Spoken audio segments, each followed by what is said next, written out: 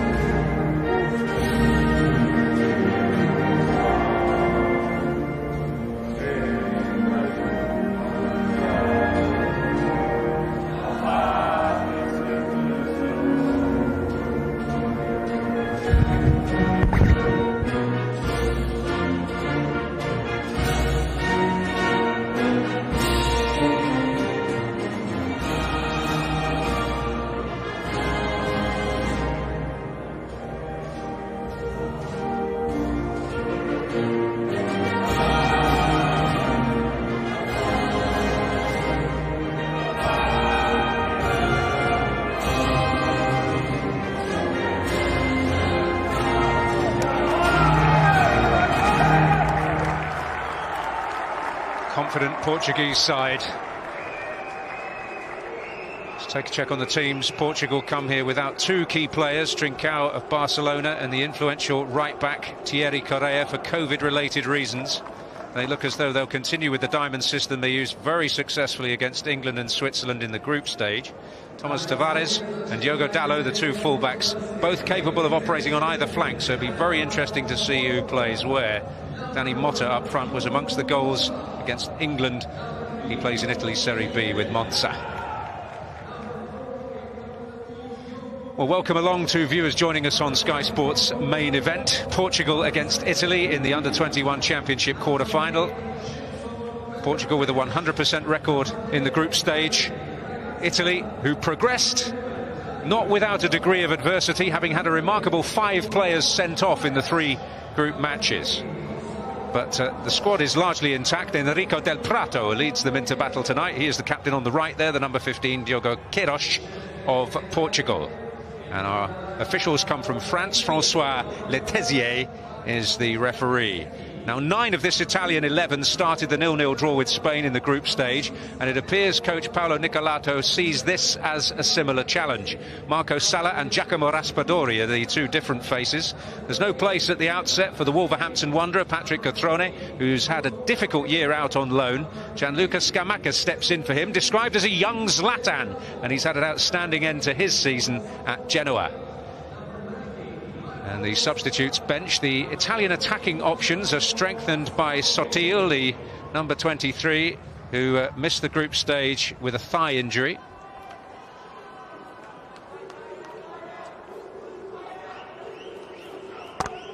He's had a fine year at Cagliari in Sardinia.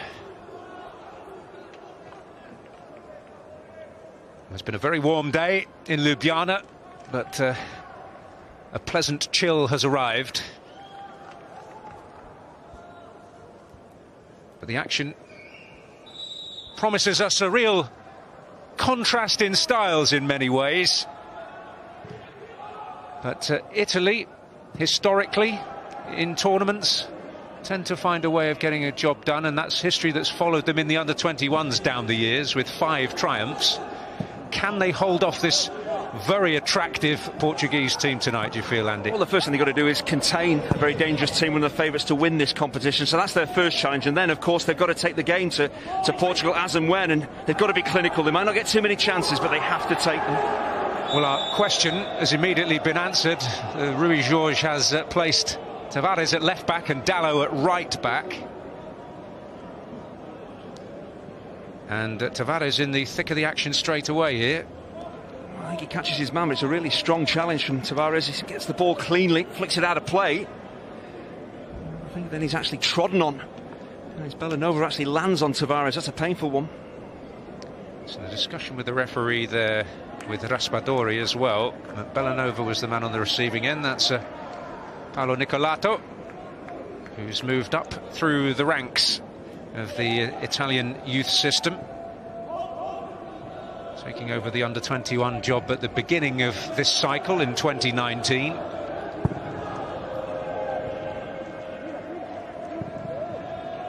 They've been pretty strong, only 1 loss in 15 matches in this cycle. That was a 3-0 defeat in Sweden, which led to a major rethink. This 3-5-2 system only adopted since then, although it is a system he's used in the earlier age groups.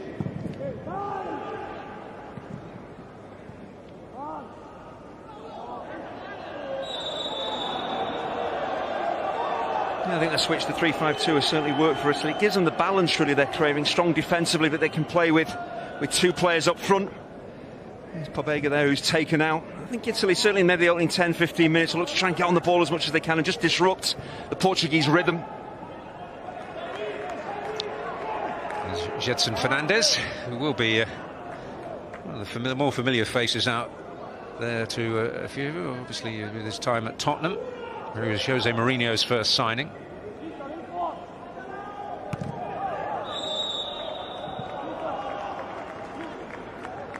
And there is Danny Motta.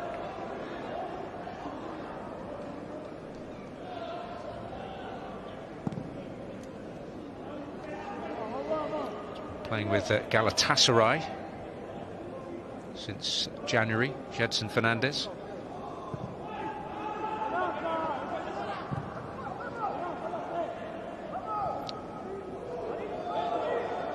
Karnazeki, the goalkeeper. Here's Tavares.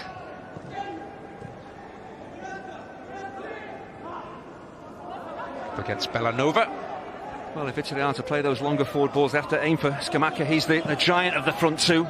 Raspadori that much smaller, so any long balls have to be aimed the big striker's way.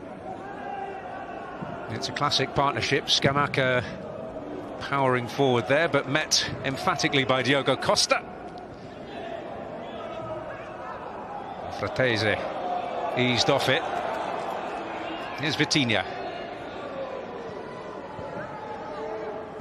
Still pain for Davide Fratesi.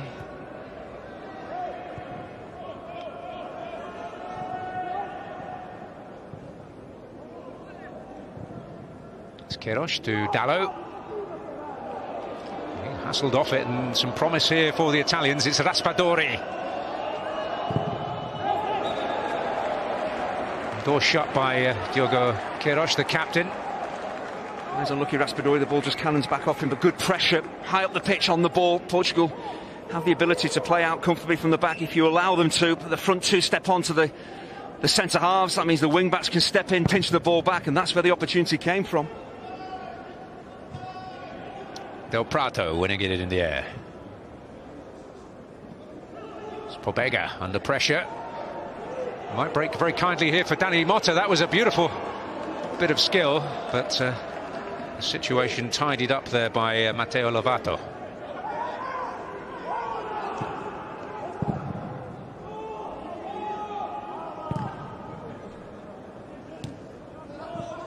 Gedson Fernandes.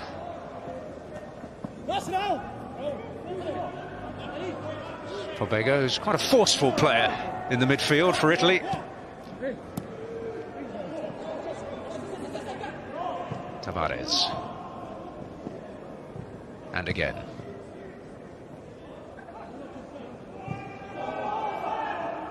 Magranza, so cool and classy. A little pocket of space has opened up here. Vitinha's effort. And that's what Portugal are capable of. They put 6-7 quality passes together. They can open any team up. Maybe slightly selfish here, Vitinha. He's got Dalot to his right. He should be maybe playing the full-back in. You see what he's trying to do, just pass it into that top corner, but it's always moving back towards the goalkeeper. In the end, it's a comfortable save for Karnazeki, but again, that is worrying for Italy, because they know if Portugal put their passes together, they've got so many quality players in advanced positions. He's urged his team to... Well, here's an opportunity, and a stunning goal!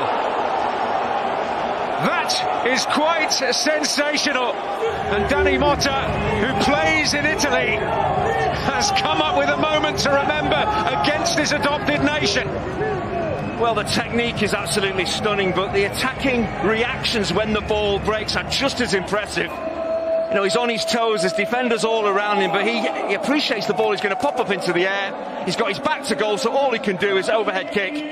It's just tremendous. It's past the goalkeeper before he can even move. But it's just how quickly he appreciates what he needs to do to score. The technique is stunning, but the awareness of where he is, where the goal is simply superb. And it's a dream start for Portugal. Well, a goal to treasure.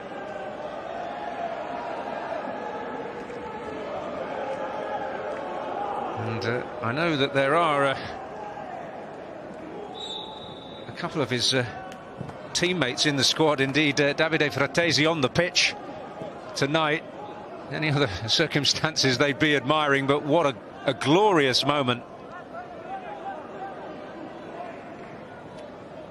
As we've seen, Dani Motta is a really talented striker, but he's really mobile, his movement is good, he's an intelligent striker, but he's so clinical in front of goal. We saw that in the group stages, and another great example with the goal here. He's tended to play out on the left side, which is where he is now at club level this season.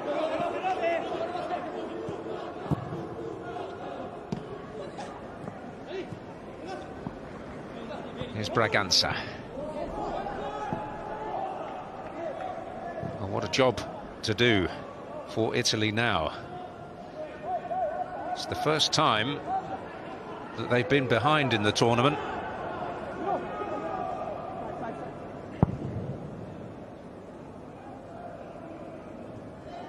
Oh, and Karnesecki had to recover. Yeah, Italy just need to clear their heads and get a foothold in the game. In the first 5 minutes or so, they started pretty well, were positive. They stepped onto Portugal, but I think the shot from Vitinha that was turned past the post for the corner really set Portugal on their way, and then a bit of individual brilliance from Dani Motta has opened the scoring. But Italy, they just need to calm themselves down, just get on the ball and just work their way back into the game. Dani Motta in such spectacular style, also the first opposition player to score against them, because the goal they did concede was a rather freakish own goal against the Czechs. It's Pobega who'll get it back. Well, that could be useful, but too much on it for Fratesi. And a semblance of a response there from Italy. That's what the Italians need, with Ravella sitting deep in central midfield. It's up to Fratesi and Pobega to try and get forward, but this is just, it's stunning.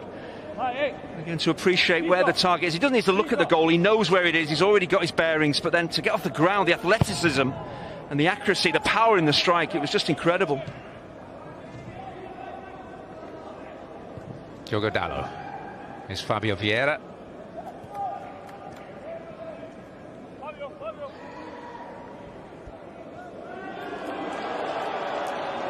Appreciative of the skill, but in the end there was nowhere for him to go. And Scamacca getting it out of play in the end. There will be a lot of eyes tonight. A fine end to the season at Genoa, where he scored 6 goals in his last 7 games. He also managed to score an own goal in that time as well, out on loan from Sassuolo.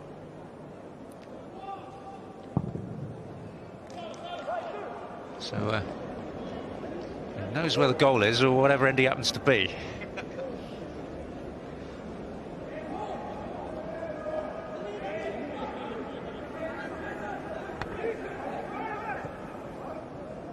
Fratesi.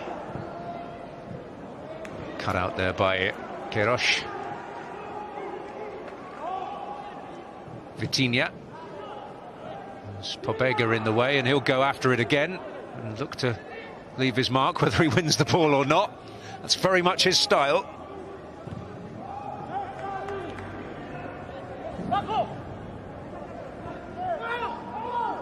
And Italy have been pretty combative in this tournament. I was very intrigued to hear the comments of the man on the ball there, Del Prato, the skipper. We will still play with competitive malice after 5 red cards in the group stage. And that may be a beautiful moment from Google Translate, I don't know, but of course it's all about getting the balance right. You want to be aggressive, you have to be aggressive against a team that really are technically better than you, but you can't overstep the mark, you can't get players sent off against a team of this quality. Well, Lovato rising to the challenge there. Dani Motta was perhaps less appreciative of the challenge in a more literal sense. Here's Raspadori.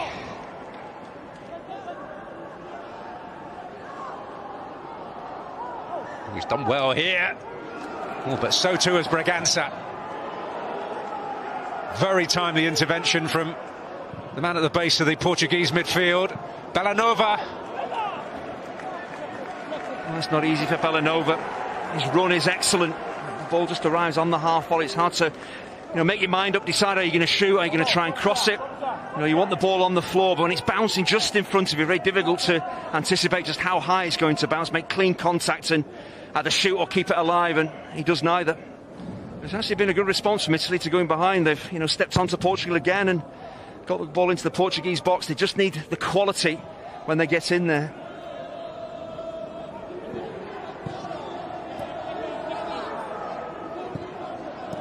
But, and this wasn't the case at the start, with extra time and penalties in play, they have to become the first team to breach Portugal in this tournament if they are to progress. Oh, Scamacca is penalised. Queiroz does really well because he runs a good defensive line, gets himself in between man and ball, and he's just, nudged off the ball. A striker in that position, you make any contact with the defender, a free kick will be given. But I think we've seen the problems that the Portuguese centre-halves, Queiroz and Light, could face up against Raspadori and Scamacca. They are physical and they have some talent as well.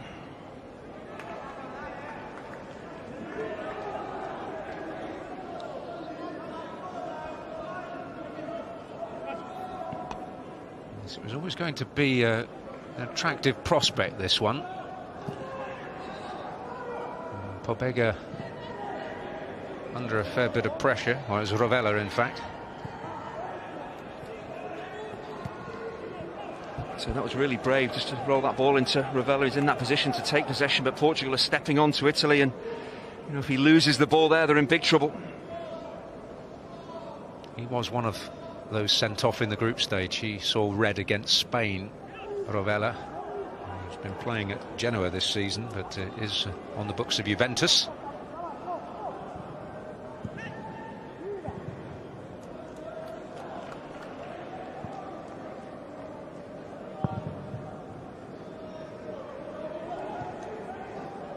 Here is Rovella again.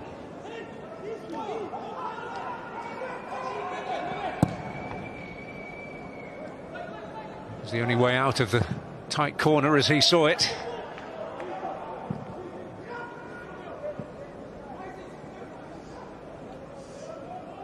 Jorge, the avuncular and long-serving coach of the Portuguese under-21 team, and indeed the longest-serving in all of Europe. Been in the job since 2010. It's always a statistic or a fact that surprises people, given their reputation in youth football, but they never won this title. Dani Mota, Bragança, Vitinha. We'll use the option outside him on this occasion. And that's provided by Dallo, who kept Carnesecchi awake. I'm sure this is an attempted cross actually from Dallo. Just maybe slightly mishits it with the keeper's anticipating the cross coming in, so he's actually stepped away from his near post, then just has to backtrack and doesn't want to risk trying to catch it. Could slip through his fingers into the back of the net, so he does the right thing and knocks it out of play. We know what happened from the last Portuguese set piece.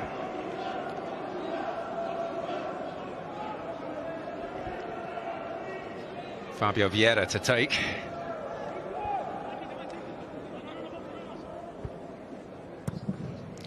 Well, a bit of variation here. It was Gedson Fernandez getting on the end of it. And maintain the pressure.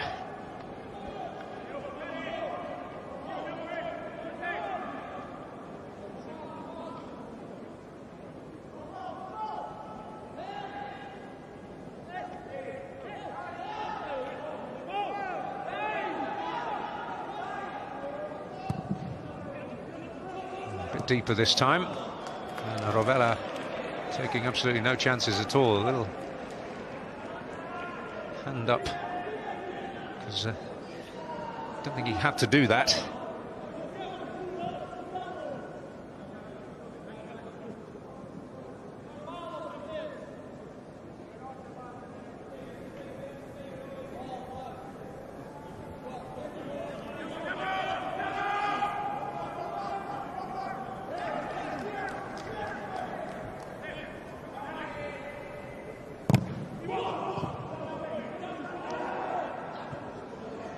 Fratesi, and Raspadori's header, and now Rovella.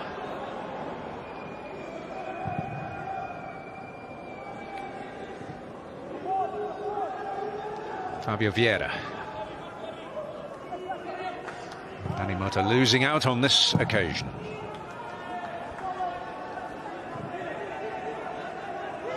And Raspadori moving to cut out the back pass route. Fratesi frustrated at the end of it.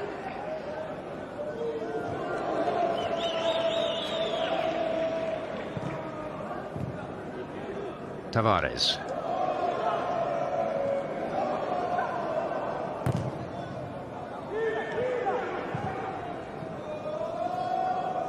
Danny Mota to turn it on.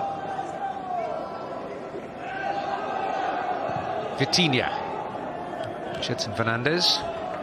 Well, whatever the player, whatever the position, there's just no panic at all from the Portuguese on the ball, is there? Remarkably composed. Oof, well, that... well, they got away with one there, it's fair to say, but it's Vitinha making progress. Dallo. Fabio Vieira, Bragança. Fabio Vieira.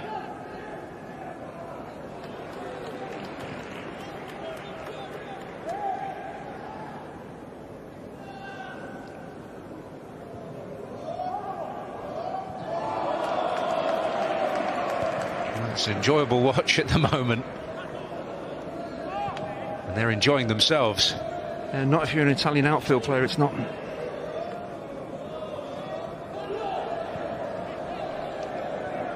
Bragança.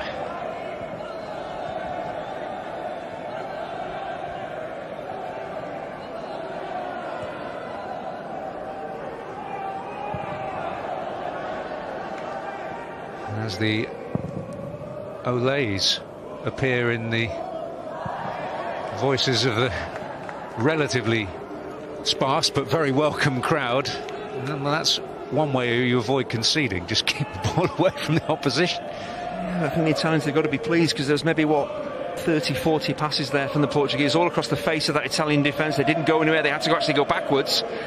And a long kick from the goalkeeper, Italy get the ball back. So at times that is the way to defend. Don't go chasing the ball, don't make silly challenges, get yourself booked or sent off. Eventually you will get the ball back if your formation and eventually your application is correct.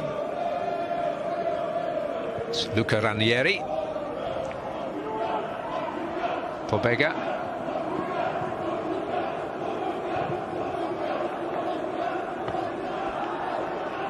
Portuguese voices filling the air, but it's Lovato. And that's a nearly moment. There's Diogo Light that Portugal have to thank for it only being a nearly moment. As Fratesi had popped up in a useful position. There's an opportunity there to get in behind that Portuguese backline. Just need to lift the ball. It was a little bit too flat and he was intercepted.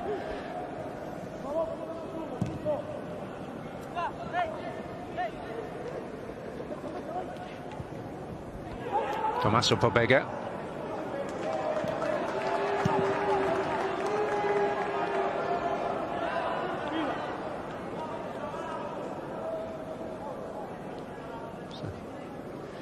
Rovella. Inspiration Luka Modric.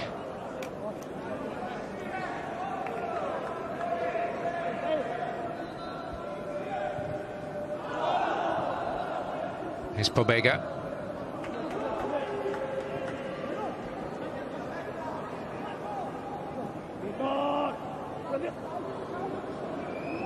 It's almost never-ending run here from Salah. Is Rovella.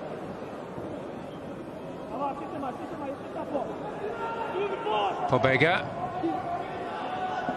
Can Bellanova keep this alive here? He didn't quite. Well, he should be producing a better ball into the box there. Pobega is under no pressure at all. He's got targets in the box, just completely overhits the cross.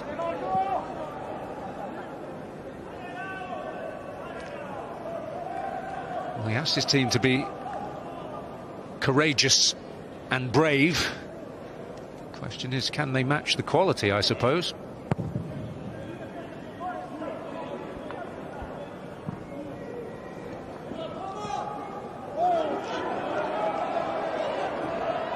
Gonzalo Ramos, the challenge there by Pobega was pretty conclusive. Bellanova unable to make progress beyond Tavares, but he's got them up the pitch. Yeah, there's no half measures with Tommaso Pobega. If the ball is there to be won, he goes flying in and he times that challenge really well. He catches his man, but there's no foul in there. Just finished his first year in Serie A on loan with Spezia. He's on the books of Milan, or AC Milan if you prefer. Milan, how they are known in Italy.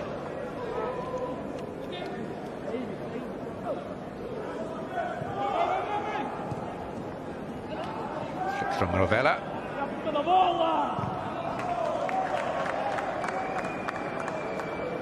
Is Ranieri.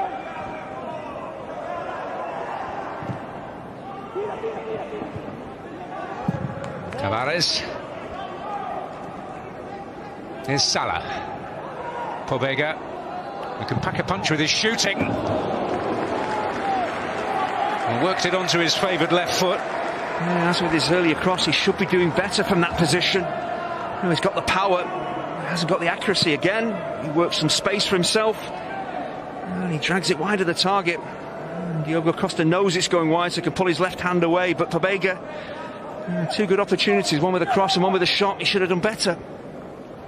Their first attempt on goal of any nature. Yeah, but it has been a good response from the Italians after, going behind, being really shocked by that brilliant goal from Danny Motta. They've recovered well. Bellanova. Fratesi. Bellanova. Pobega arrives again. Salah outside him. He's asked a lot of him. And Italy do get the decision.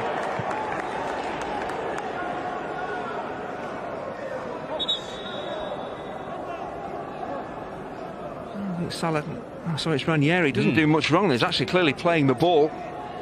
He's not happy with the way that Dalot goes to ground, looking to try and convince the referee that he was fouled, and he wasn't. It's Ranieri popping up in effectively the left wing back position. He's probably more naturally a left back rather than the centre back role in which he is playing. But he has been playing in a back three for Spal this season, out on loan from Fiorentina.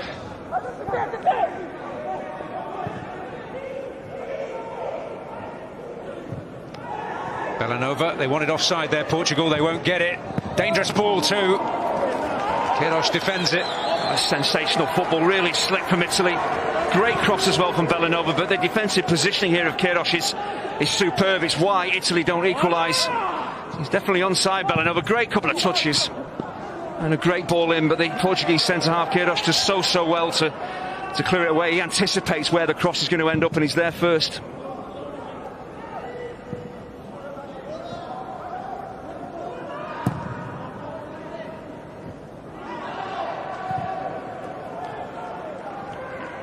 The threat is certainly there. Pobega stepped forward and should have done a bit better, but Bellanova, the wing back, getting forward on the right hand side as well. He's giving Tavares some problems there. Some problems of his own making with the loose touch.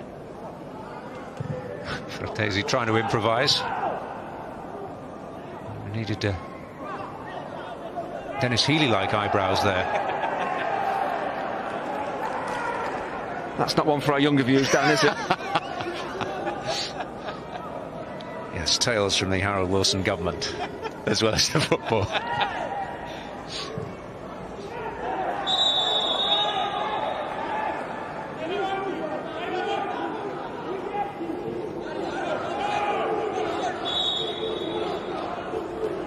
Yeah, I think what we have seen in the opening 26 minutes, even though there's different formations on show, when both sides get on the ball, they can cause problems. Their formation can cause problems. That diamond in midfield for Portugal, the wing backs for Italy, they can affect the game.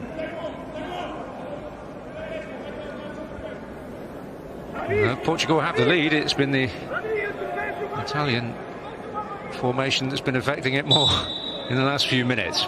With good reason, though. Fabio Vieira to take this one.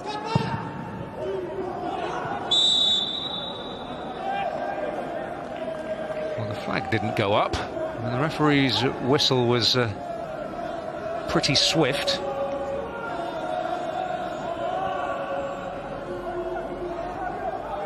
Rovella.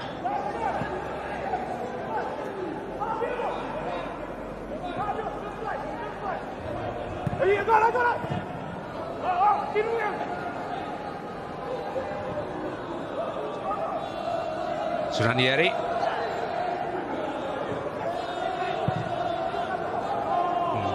Ball by Bellanova. Pobega.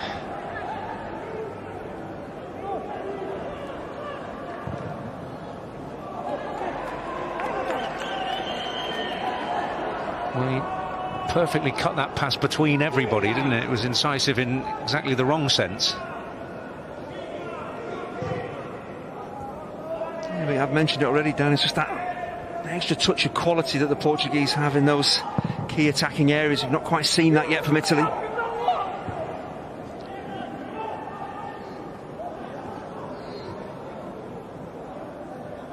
Tavares.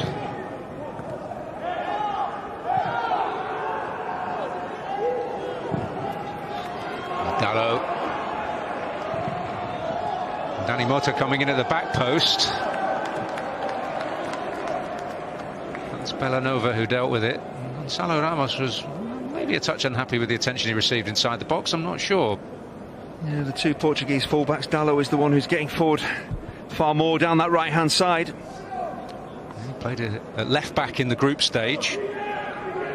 Back to the position he operated when he did play in the qualifiers.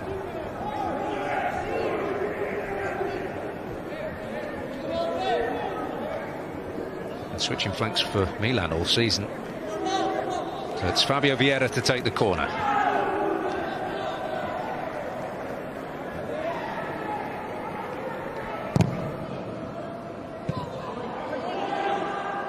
Danny Mota's involved again. And Hugo Queiroz up there, deflected behind. He didn't score this time, but again, Danny Mota, his attacking reactions. You know, he's first to the ball again, ahead of all those Italian defenders. He just nods that ball down for his teammate Queiroz, and it's a good block in the end. Every time that ball breaks, Danny Mota is on his toes.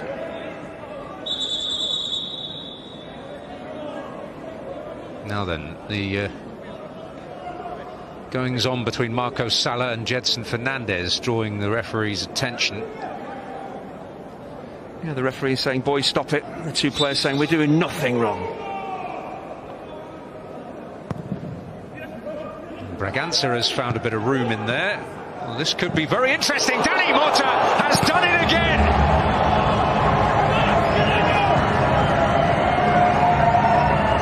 Well, he has taken this semi-final by storm. Well, his touch and finish again are sensational. How alive he is when the ball breaks, but it's a really clever set piece. You know, Rui Jorge has clearly been working very hard with his team. The way they get Bragança to actually spin round to the far post, just to head the ball, keep it alive, not to score, just head it back on the edge of the 6-yard box. But the way that first touch takes the ball away from Bellanova, from Danny Mota, is sensational. And it's all about being on your toes, knowing that the set piece is in play and being ready. When the ball is nodded back, he's first to it.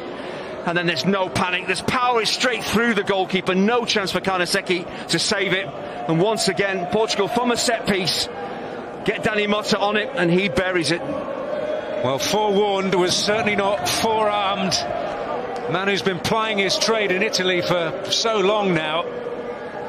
They know all about him, but stopping him is something else. Well, it's fair to say both goals have come off, you know, the back of fairly long passages of not Italian dominance, but certainly they've had the ball, they've been in the game, they've forced Portugal to do, you know, a fair bit of defending, but they'll be disappointed they've conceded from 2 set plays. But it's all about how lively, you know, Danny Mota is. You know, he wants to get to the ball first, and then he shows real composure when he does get to it. That's the difference.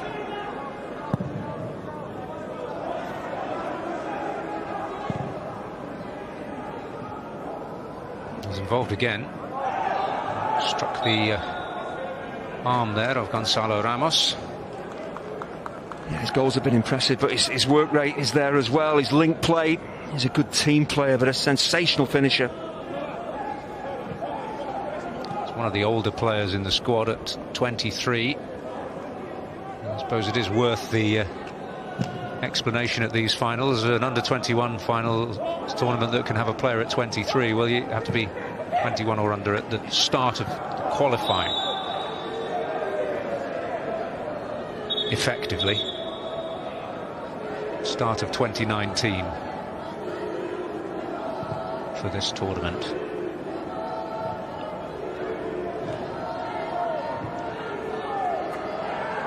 Bragança. He was going back for the earlier challenge on him. And Bragança played his part, of course, with the second goal, that move to the far post, but he's a key player for Portugal at the base of that that midfield diamond. He just controls the tempo of the game. He can tackle as well, but he's technically such a good footballer. He just dictates the flow of the match. Not yet a regular starter at Sporting, who won the Portuguese League this season. But, well, who knows where he'll end up starting, because the quality he's displayed in this tournament suggests he's got a very, very impressive career ahead of him.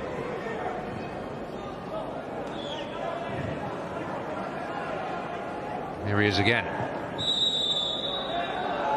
And again, they'll go back for an earlier challenge which was committed by Rovella.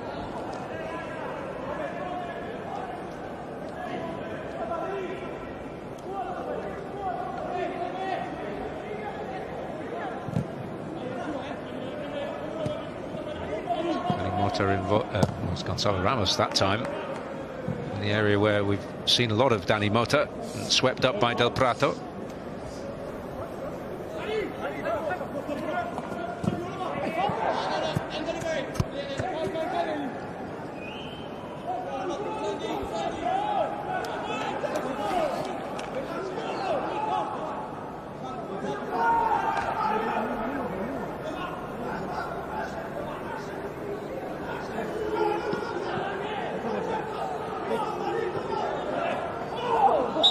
It's a foul on Fratesi.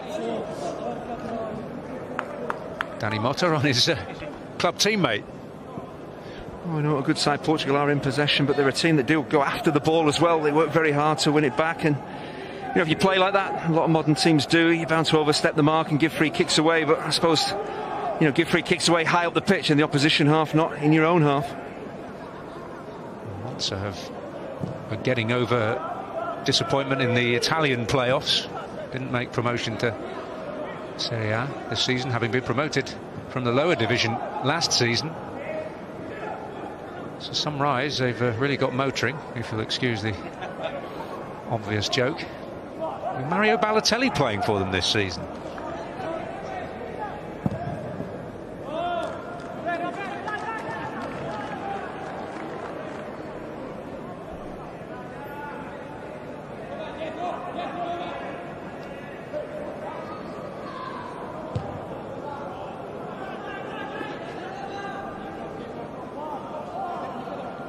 This is the stadium where the final will be played in 6 days' time.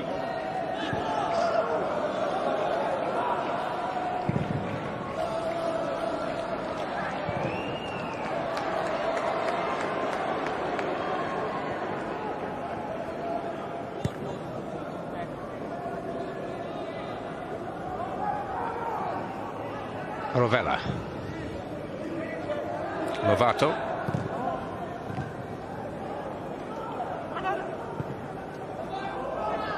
Lovato again. Suggestion that there might be a bit of a chase for his services this summer. Roma and Milan have been linked with him. Currently at Verona.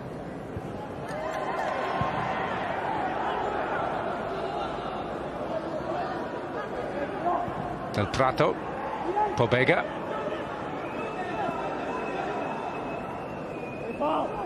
Scamacca. Win towards Fratesi. Can't latch onto it. Oh, the weight of the forward ball is superb. The timing of the run from Fratesi against those two central midfielders that are encouraged to get up the pitch, Pobega and Fratesi, and really any contact there, and he could take it past Diogo Costa, and Italy could have been back in the game. It just shows they can cause problems. They have the ability to open up this Portuguese defence. You know, just can they take a chance? They really need to take a chance when they make the next one. Well, a few of these players, you know, today were involved. Well, hold that thought. It's Tavares. Well, he really summed up that cross himself, didn't he? Yeah, a few of these players today were involved in the Under-19 European Championship final 3 years ago in Finland, when these two nations met, and Portugal went 2-0 ahead, and Italy did come back to 2-2 to force it to extra time. Eventually the Portuguese won by 4-3.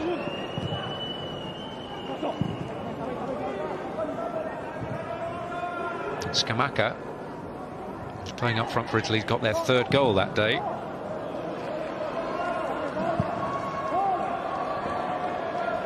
Again, there we see Bellanova advancing down the right-hand side. The wing-back's going to get plenty of space to operate in, because with this diamond in midfield for Portugal, unless the wide midfielder actually steps out to deal with him, he will have space. But again, with his ball, he's looking for his front two. He's just wayward with his pass.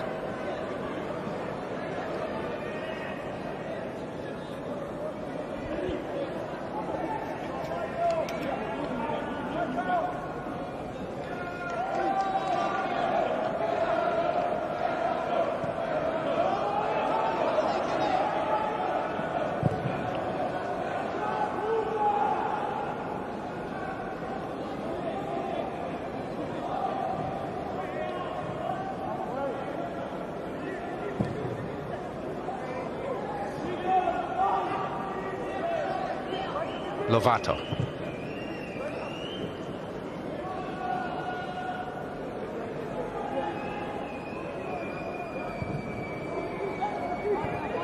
Lovato again.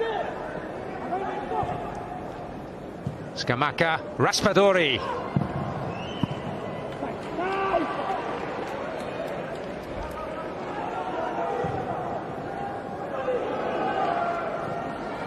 Great link up there between the Italian front two. Great weight of layoff from Scamacca.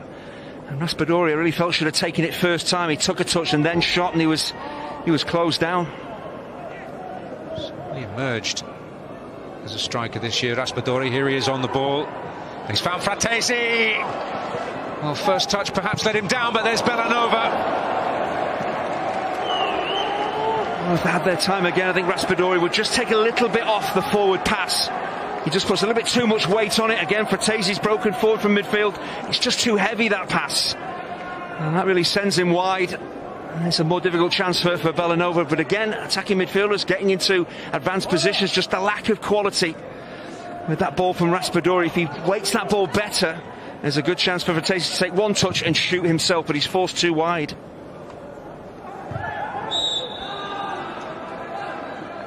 Lovato unhappy. Free kick against him.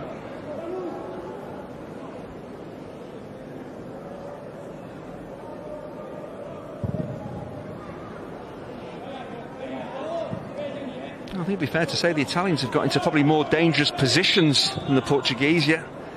Again, the scoreline tells you how clinical Portugal and Danny Motta have been, and Italy, that's where their problems lie. Just the final shot or the final pass just hasn't been quite right.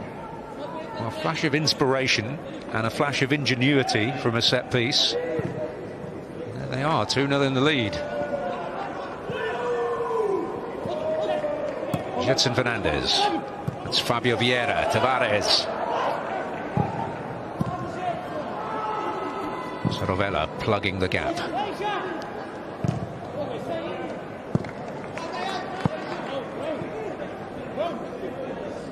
That was beautifully worked with Fabio Vieira, Jedson Fernandez, how the two midfielders just worked to get the fullback Tavares into an advanced position.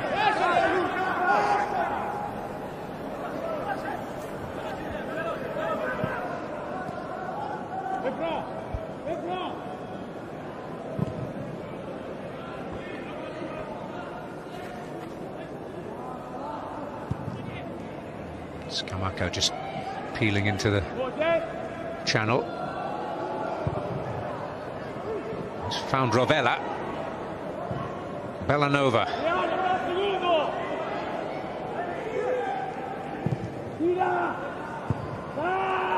Diogo Dallo dropping in, full back.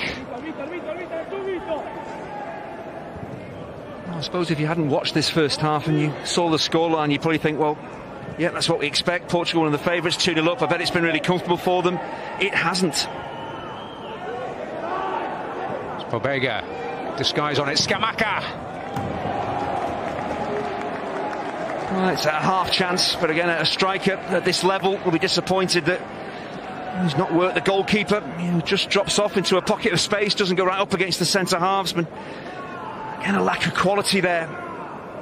I've seen Portugal, when they have opportunities, hit the back of the net, and Scamacca from that range should be doing much, much better. 8 goals in 14 internationals at this level prior to tonight. will tell you that he usually does. Interesting career path, actually. A Roman who was at Roma and Lazio as a very young boy, but decided to move to PSV Eindhoven because he felt he would get a better opportunity. He could really devote himself to the game without any outside distractions. So he was back in Italy by the time he was 18, made his Serie A debut then. It's Pobega. Useful cross. Well, it's cut out by Queiroz, but it's an idea from Salah. Pobega winning it back, then he handled it, I think. He wanted the foul. I'm not sure he was fouled, it was clearly handball, but again, it's a very good build-up from Italy. Just that final ball in, the final cross, not good enough. How about the attacking reactions here from Danny Motta to get to the ball first ahead of Bellanova, and then to keep his composure again. He's got his bearings, he knows where the goal is, doesn't even have to look, and lashes it home.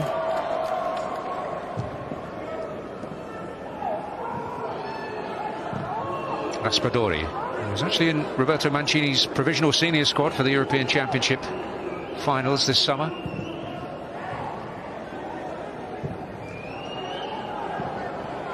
Bellanova. It's defended by Light.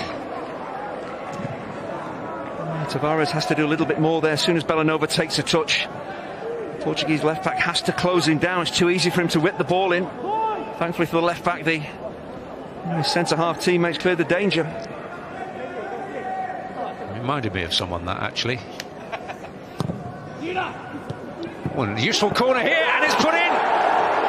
And Italy are on the board. It's Pobega who has popped up right on the stroke of half-time. And what a lift that is. Yeah, it's no more than Italy deserved. They've reacted really well to the 2 goals that they've conceded, and that will give them a huge lift. Very different half-time team talk for Nicolato now. They're just slightly sluggish, the Portuguese defenders. When the first header is won, there's no reaction. There is from Pobega. He does well to sort his feet out, and that ball breaks his way. He could have just cannoned off him, could have got away from him. He's maybe a little bit lucky the way the ball rattles in between his knees, but he tucks it home. That's the important thing for Italy. Well, he's got a nose for goals, and he's the first man to breach Portugal in this tournament. Danny Motta scoring 2 contrasting but brilliant goals to give them a lead, but those opportunities almost came in isolation really in the first half, which was largely controlled by Italy, and they deserve to be on the board at half-time. It's not all over yet by any means. Portugal 2, Italy 1 at the break.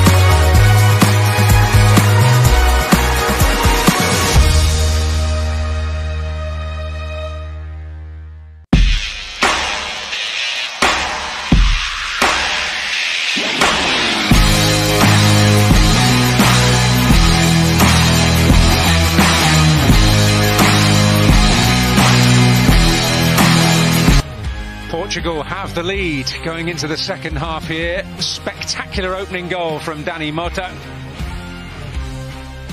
And he followed up with another brilliant goal, a different goal. Braganza with the header there.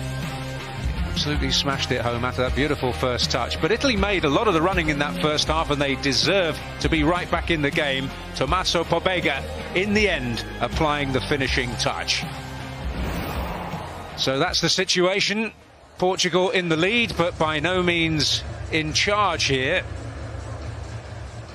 François Letézier just doing a final head count through French referee.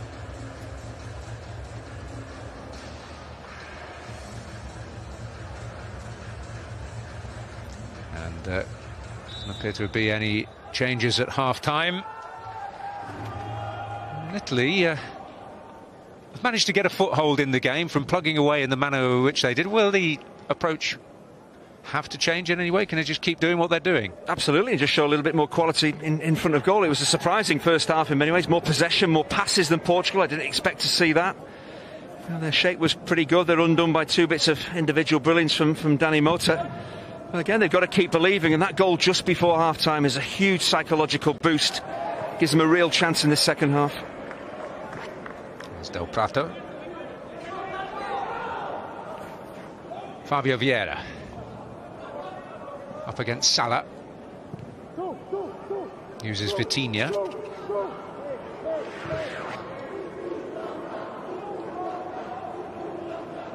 Jedson Fernandez. Dani Mota to Tavares.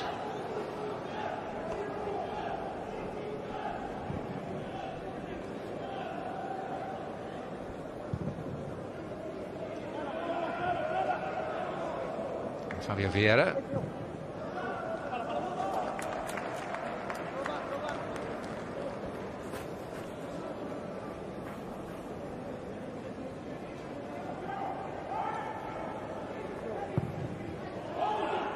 The Italians did have a really enjoyable final group game after some tough battles. They still managed to have a player sent off, of course, in their 4-0 thumping of Slovenia, one of the host nations. The other side of the draw is being played in Hungary. Just to keep you bang up to date, it's Denmark 0, Germany 0 in the other quarter-final.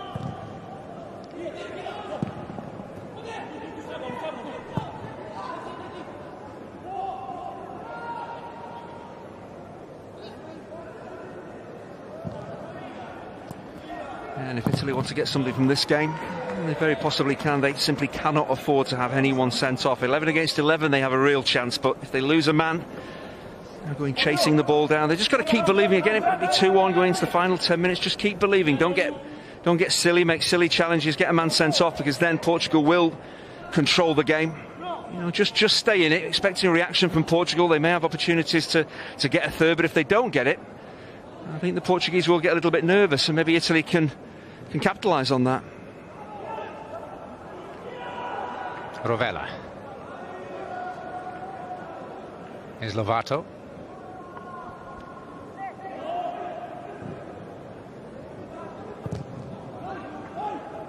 Del Prato.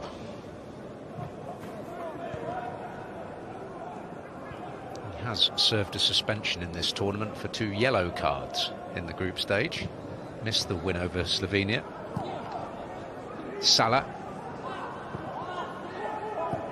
Players carrying yellow cards. There is the potential to miss a semi-final. Vitinha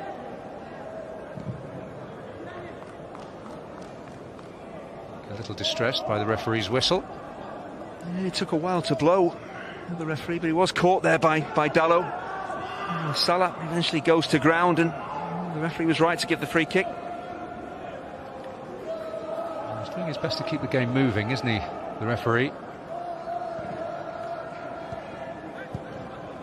Just giving players opportunities when they are fouled, if they can keep hold of the ball, to try and gain what advantages there is to be gained.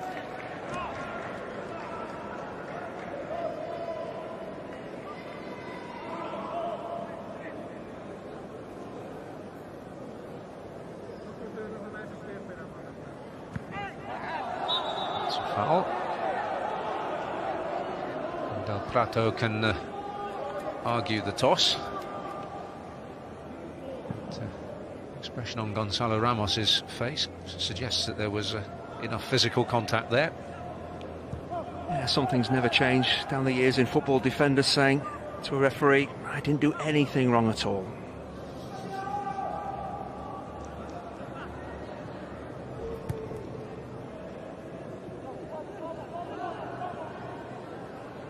Dani Mota still battling.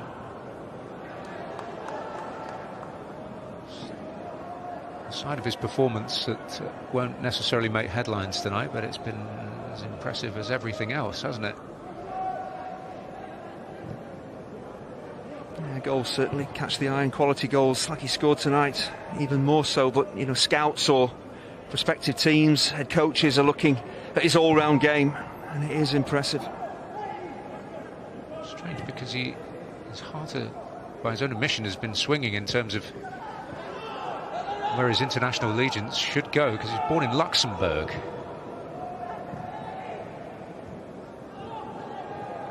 Showing a neat touch there.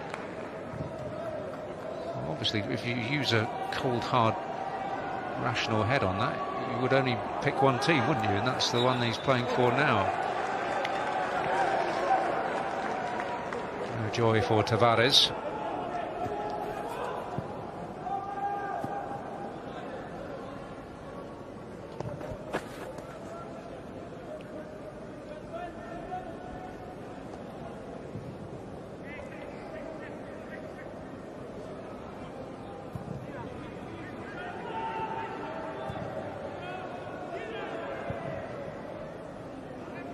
Enrico Del Prato has overrun it. An advantage played again by the referee here. Gonzalo Ramos in short order again on the receiving end. It's a very good piece of refereeing, because it's a clear foul. It's a poor touch from Del Prato. He goes chasing it and clatters into Ramos. Be interesting to see whether the referee goes back to that and books the centre half.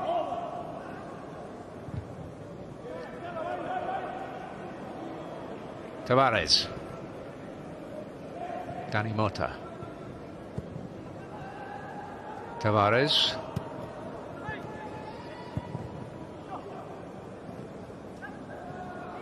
Vitinha. Dallo. Held up by Salah. And just out of bounds.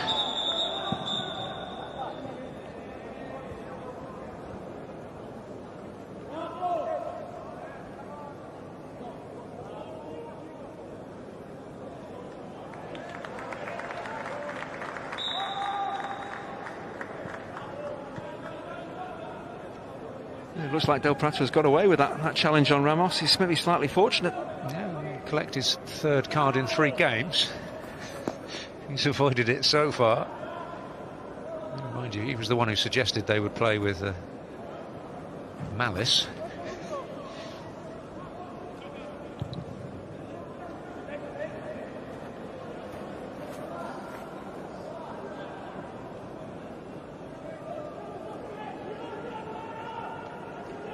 Daniel Bragança.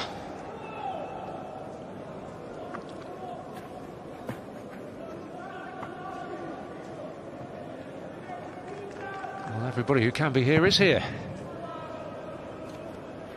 That's what you call dressing up for a game, isn't it?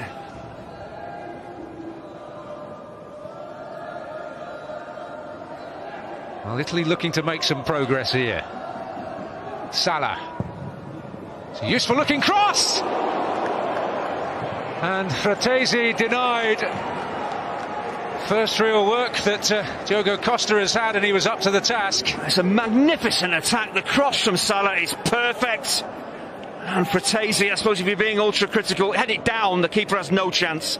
He heads it pretty much at the goalkeeper. But again, the reactions from Costa are stunning.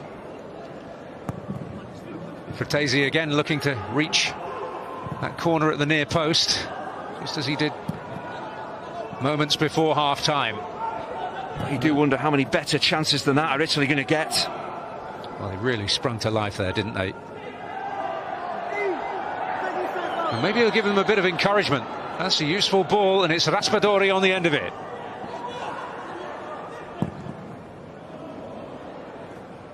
Tavares fluffed it a little there. But Fabio Vieira can secure possession. In the first half, looking at the Italian wing-backs, it was Bellanova down the right who was causing all the problems, but Salah there for really the first time gets into an advanced position. His cross was simply superb.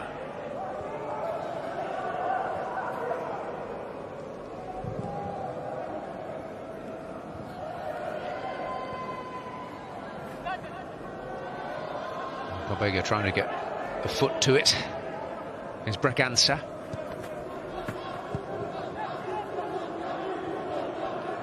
Vitinha. Fabio Vieira.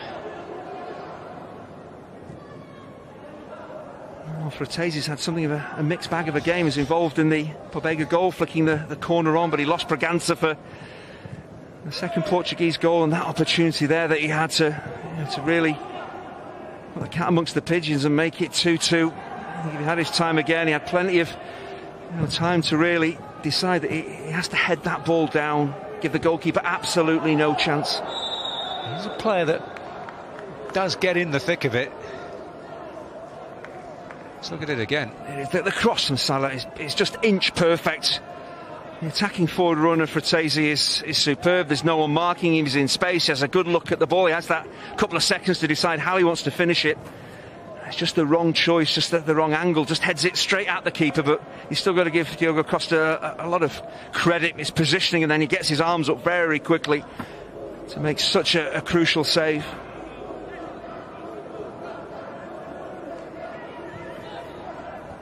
Diogo Costa of Porto. Ranieri.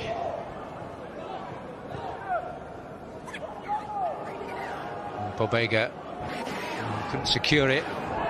Does there, but not without catching Fabio Vieira, and he will go into the book, and that means he will miss the semi-final if Italy reach it. Well, he's a very physical, combative midfielder. I mentioned it in the first half. If the ball is there to be won, if he can get anywhere near it, he's going to go in and make a challenge for it. No, but there he is trying to play the ball, but he goes through Fabio Vieira to get to it.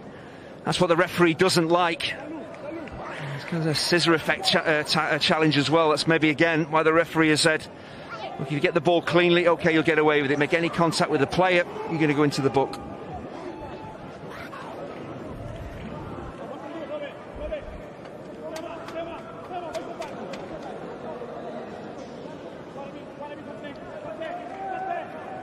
Fabio Vieira.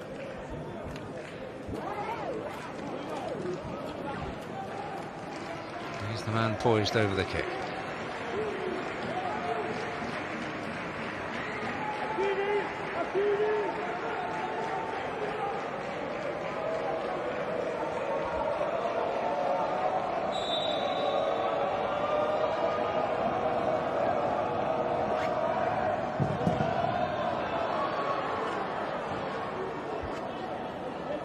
Here's Tavares.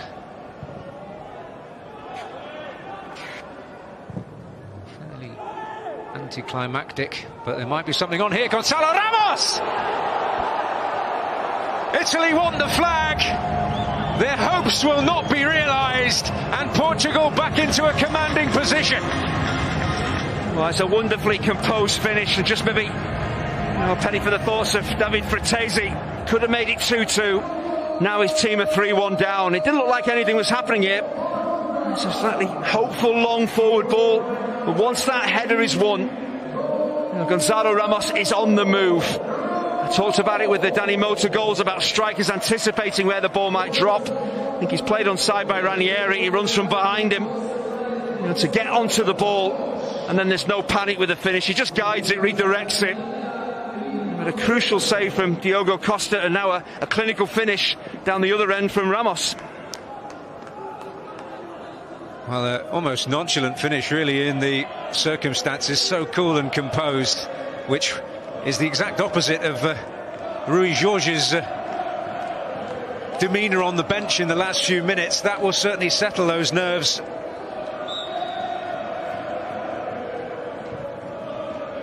Just before the third goal, I was I was going to say just how important that save from Diogo Costa from Fratesi could prove to be. We talked glowingly about the finishing of Dani Mota.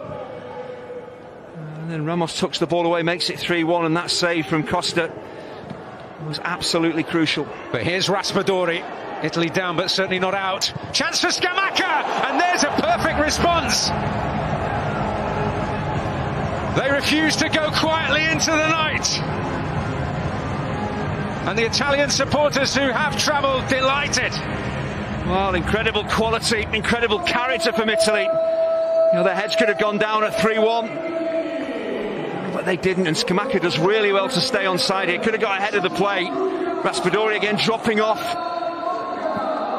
prompting the play. Scamacca does really well. So many strikers, when that ball is played out wide, would go a little bit too early. It's Fratesi who's maybe redeemed himself to a degree with the square pass. Scamacca doing so well to stay on side, and it's game on again. His 9th goal in 15 internationals at this level. Right place, right time, and in so many senses, because, well, they're back exactly where they were just a few minutes ago. And they deserve that, because that Ramos goal, the 3rd goal for Portugal, was hard on Italy. Again, psychologically, that goal just before half-time was huge. Getting it back to 3-2 very quickly again will give them a massive lift.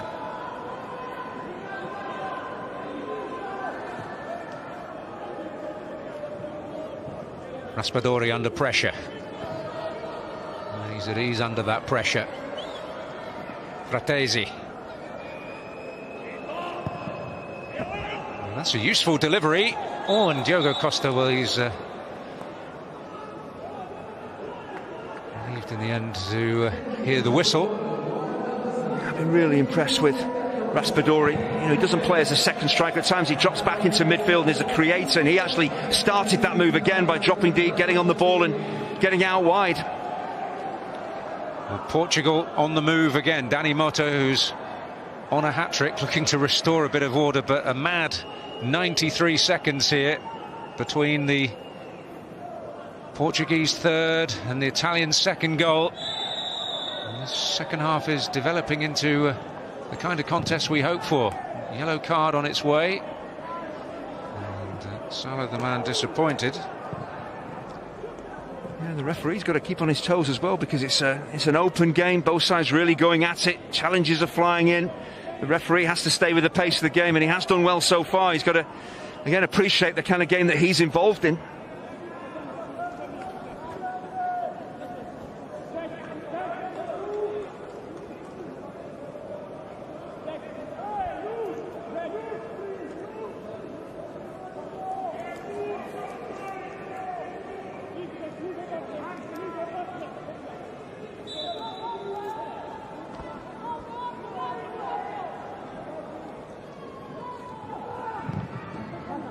Vieira's delivery. And Bragança won the 2nd ball there. It was Diogo Light in there, central defender. Going to follow in the footsteps of Diogo Queiroz, whose header created the opportunity for Gonçalo Ramos a moment ago to get that 3rd goal. Tavares.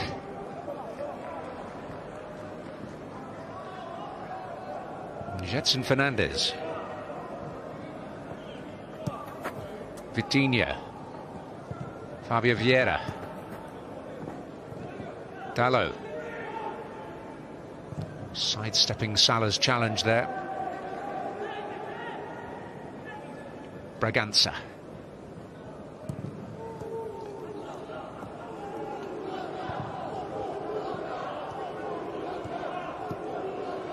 Jetson Fernandez.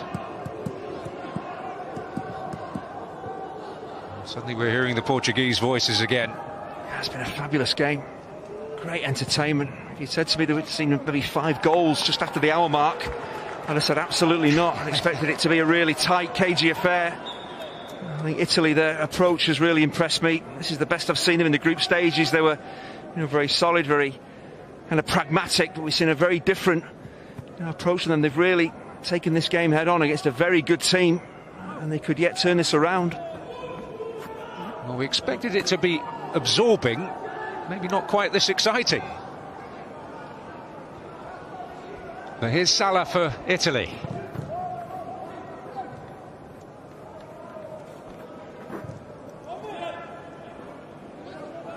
Queiroz. Braganza. Tavares. Braganza. Hassled by Pobega. I can understand why Danny Mota is a little unhappy there. Dalot. He was being impeded, the Portuguese frontman. This is Fabio Vieira. Oh, very clean and timely challenge there by Rovella. That's exactly what he's in the team to do, to provide that extra midfield insurance, helping out his defenders. Brilliantly timed tackle. Just urging that element of calmness. Plenty of time here. Rovella. And Pobega's in there again. Had a swing at it. Yeah, he just slightly overhits the ball in. Rovella, but he actually started the move by winning the ball back. This is the towering header from Queiroz, and then the movement, the awareness of Ramos just to realise how he needs to finish it. This is brilliant from Raspadori, and Fratesi again bursting forward, but Scamacca, again, I think he is onside, times his run to perfection to make it 3-2. No VAR in this tournament, which is being staged in 2 countries, and that logistical issue is part of the reason why they deemed it unnecessary. Yeah, but there's no real complaints from the Portuguese defenders. I think they knew that goal should stand.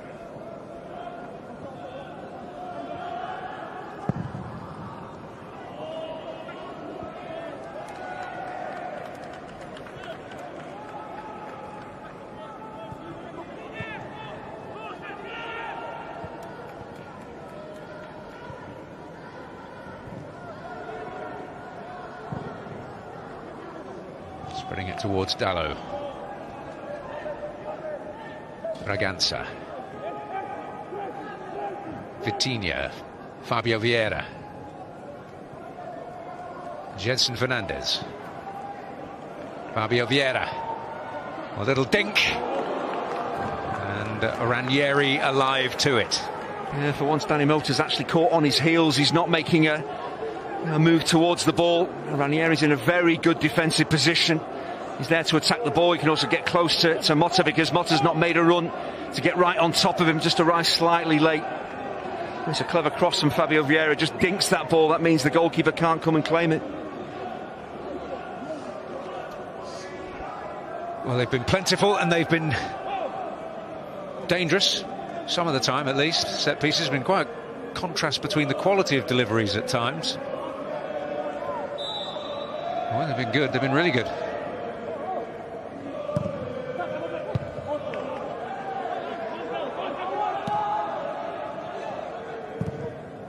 Vieira, searching ball there again.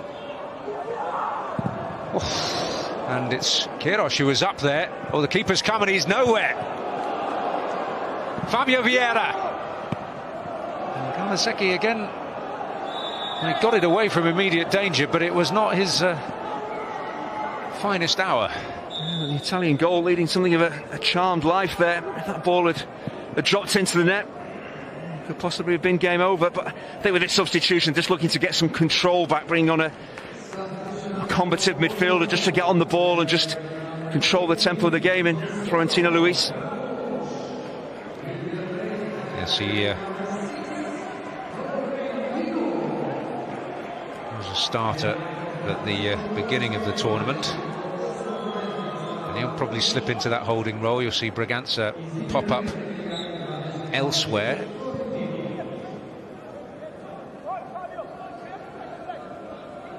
Yes, he's just moving to the left of the diamond by the look of it, Braganza.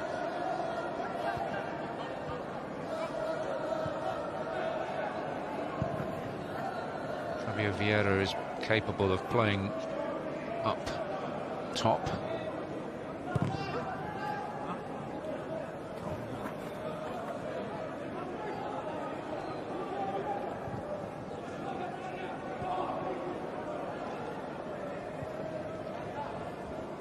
Bellanova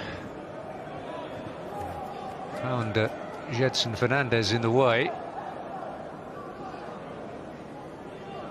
Vitinha under pressure. Here's Florentino Luis.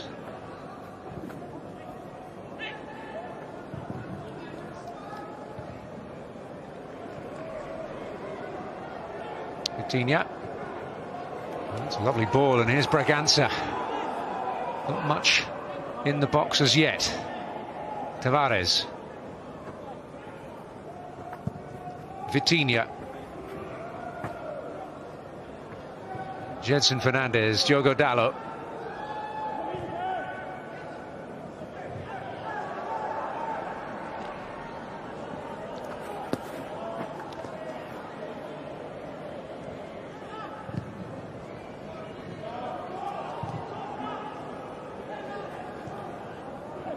Here's Vitinha. Doesn't mind having a shot at goal. He's off target on this occasion. Yeah, I'll be disappointed. A player of his quality, again, should be testing the goalkeeper, but it's an excellent attack, well constructed, no panic, precise passing. You get Vitinha into a very good position in space. The reaction of the Portuguese substitutes tell you everything. They know he has the ability to do better than that.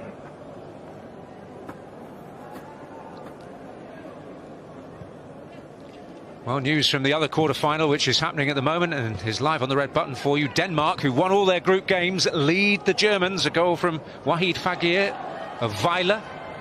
His first at this level. And are the Danes going to spring a surprise against the Germans in the European Championship? I heard that before somewhere. It jogs a memory.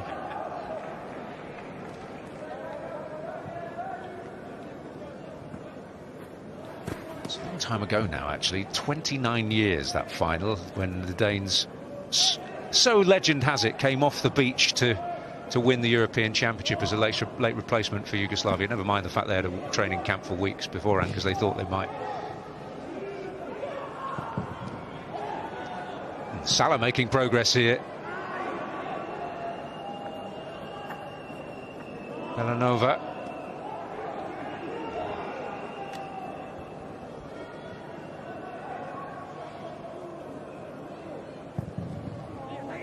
Rovella. Fratesi battling for it. Away by Light.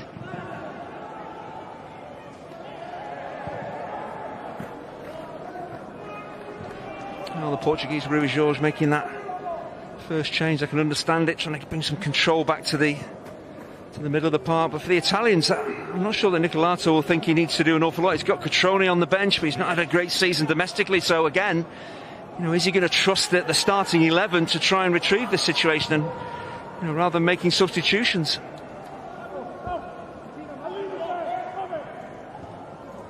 I suppose you could say in Cutrone's favour, this is about the only thing he's enjoyed this season, this tournament, because he did score 2 in the group stage, in the game against, both in the game against Slovenia. If you look at Raspadori and Scamacca, I'd be surprised if he took one of those players off. Maybe as the game goes on, final 10 minutes, you take off possibly a midfielder and send on an extra attacker. Well, all that will be running through his mind. The most surprising thing at the moment is he's still got 11 players on the pitch. Probably just grateful for that. There hasn't been a hint of a red card from the Italians this evening. It can change very quickly, though.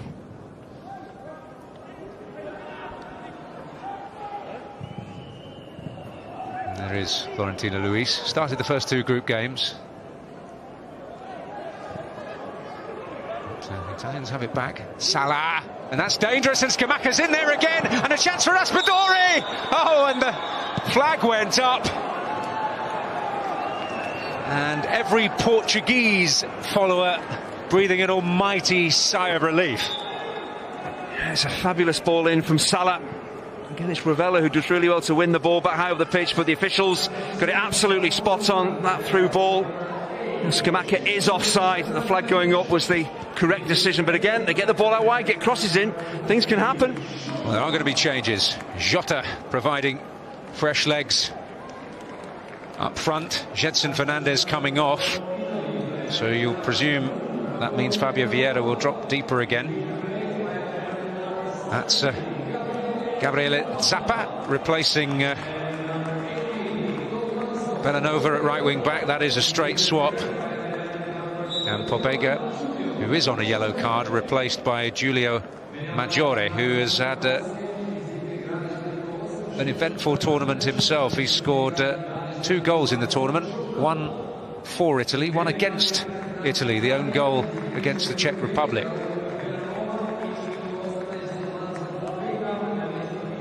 So essentially the rationale there is fresh legs, I would have thought, because they're both effectively, in positional terms, straight swaps. Yeah, it's changing personnel, but not a change in formation. Eventually that might be switched around as well. They could go to a back 4 as they chase the game in the final 10 minutes or so.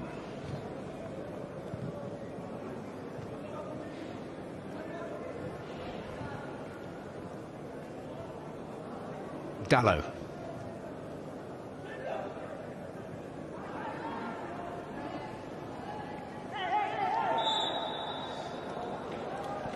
It's a foul by Maggiore, his first contribution. Yeah, whether you start the game or come on as a sub, if you play in the Italian midfield, got to get your tackles in, but he just actually loses possession of the ball, and it is a clear foul on Vieira.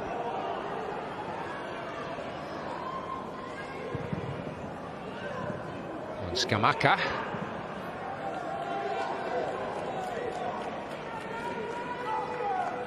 I'm sure Scamacca is trying to actually play Fratesi in, but it's a really difficult ball to deal with. It arrives on the bounce. He's looking to cushion the half volley in behind the Portuguese defence for, again, Fratesi, who's made run after run in behind that Portuguese back line.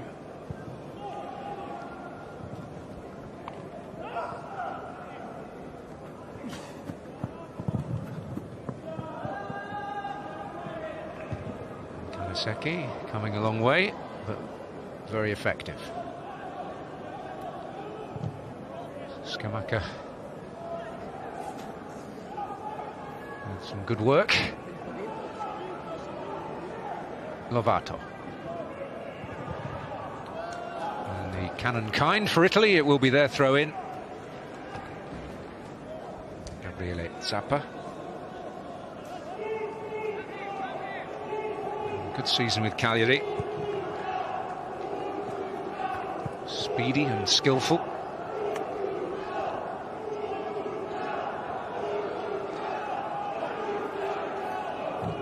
Rovella.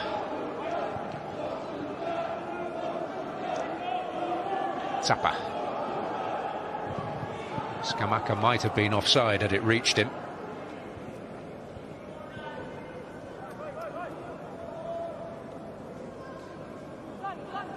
Fratesi still chipping away. It's an interesting night. He's been at the centre of a lot, hasn't he? And there is Gianluca Scamacca.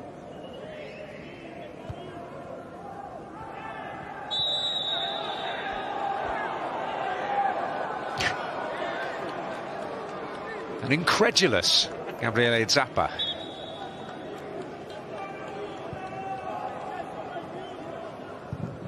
A lot of links with Monza tonight. He was born there.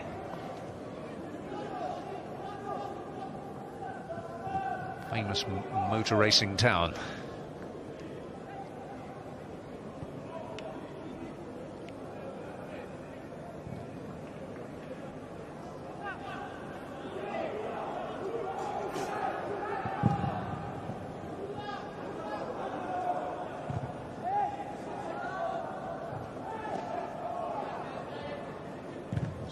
Luis. Tavares under this. Jota.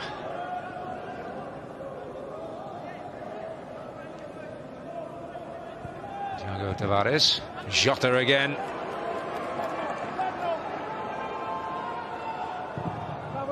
He's forced a corner.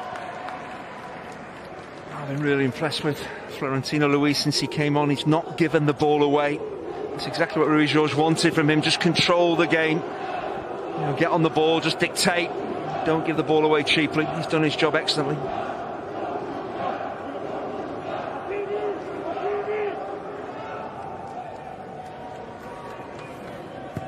He's at the near post, but he'll go beyond him. Kaneseki a little more decisive this time. Oh, Rovella caught out. Jota. Florentina Luis.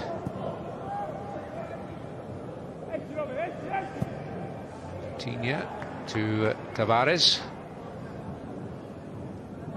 Jota. He's been relegated from La Liga this season on loan at Real Valladolid. Likes to operate down either flank. That's the sort of thing he can do. Vitinha's cross. Dani Mota in there. But in the end it was Del Prato who got his head to it. Once again, it's surprising that Dani Mota doesn't make his move. That's exceptional from Jota. Great vision, great cross from Vitinha. Oh, Dani Mota maybe just standing and waiting. The defender gets there first. So, two front men coming on. Ricardo Sotil standing behind Patrick Cotrone.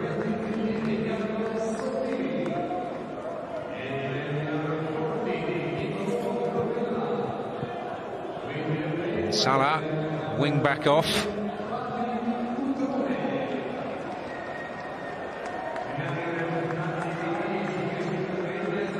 And Rovella, the deeper lying midfielder replaced, so they're throwing absolutely everything at it. And why not?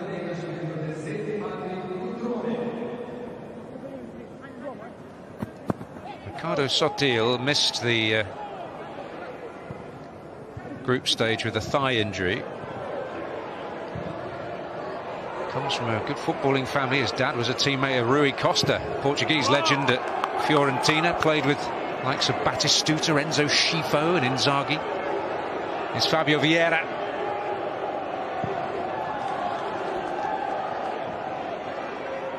A lot to live up to there. This is Vitinha.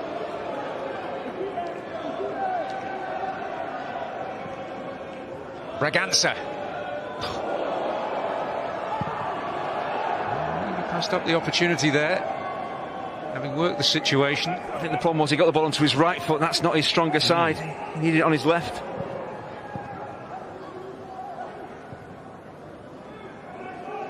Have a swing. Anyway, it's Jota. Tavares. I don't think he does have a swing, does he, Bragança? He's such an elegant player. It's one thing I never did. I wasn't as elegant as Bragança, but you just don't do it. If you don't have that on your right foot, you just rather take it with the outside of your left. You've got more faith in that. Here is Bragança.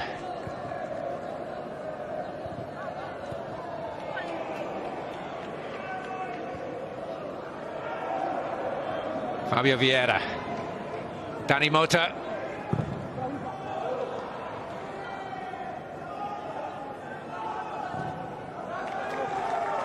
Go Italy's way, but it didn't quite happen for him with that opportunity. Still working ever so hard. Yeah, Dani Mota's just not shown the sharpness in the second half than we saw with his goals in the first.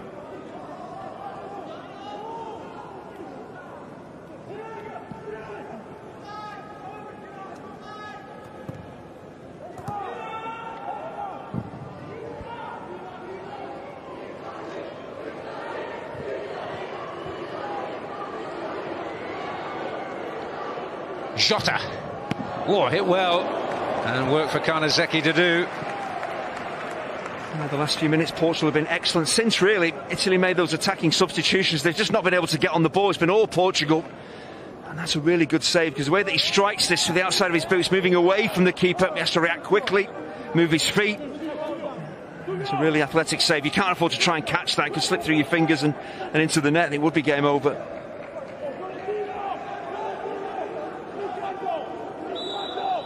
Well, Rui Jorge happy with the direction of traffic at the moment. I wouldn't mind a bit of insurance, though. Cotrone.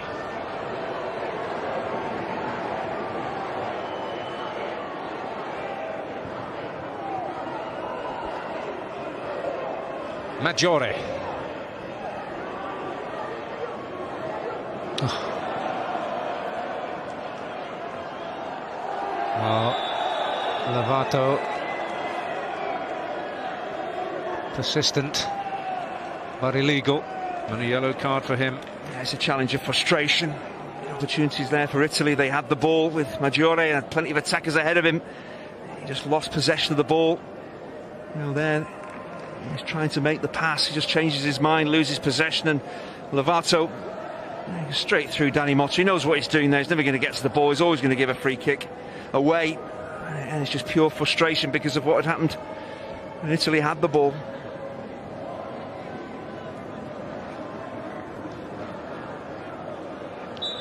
Danny Motta in a little bit of pain there.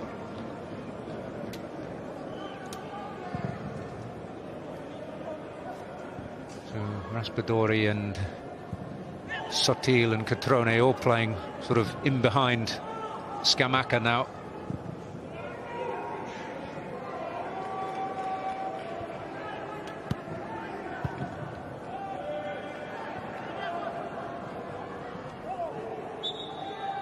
Lovato got exactly what he wanted. Yeah, I think the intention from Nicolato, the Italian coach, is clearly there, but they just have been starved of the ball since he made those attacking changes.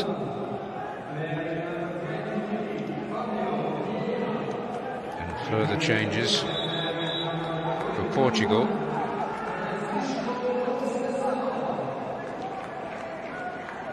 Javier Vieira withdrawn.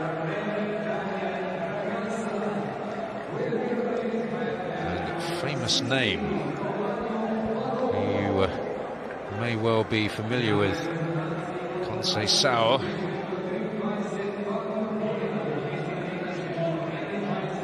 Francisco Conceição, son of Sergio, current Porto boss and outstanding Portuguese international player. And Romario Barro coming on for only his second cap. He was not in the squad for the group stage, but benefiting from others' misfortune.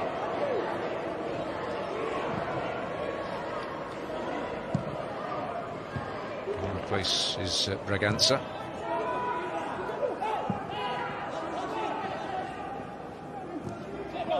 And kept alive. Here's Sottil.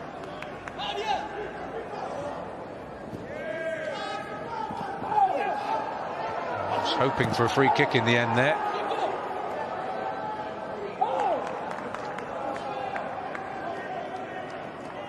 It's Conceição with the throw. Here he is again.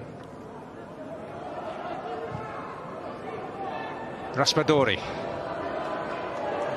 Zappa.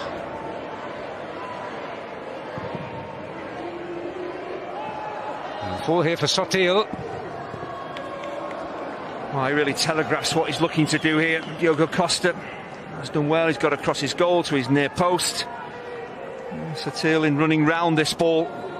He's trying to whip it towards that top left-hand corner. Just doesn't catch it clean. It's a comfortable save for the goalkeeper. But I think we're going to see this from Italy now. They'll be more direct, play towards Scamacca and try and get all the extra attackers they've got on the pitch to get close, get around him, maybe get a flick on and maybe just get a break of the ball to get the third goal.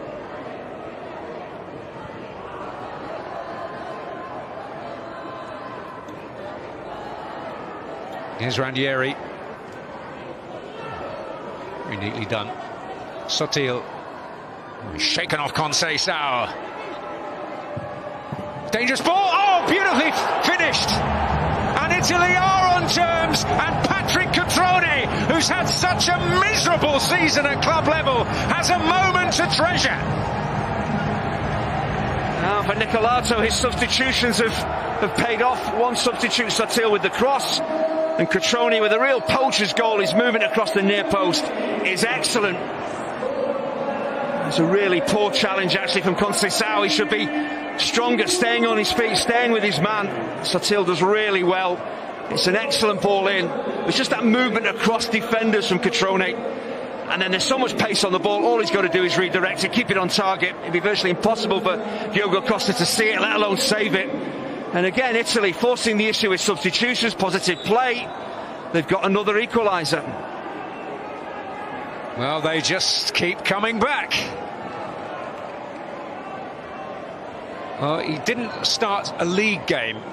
Either of the clubs he was out on loan at this season, he didn't score a single goal for either of the clubs he was on loan at. And this is third of this tournament.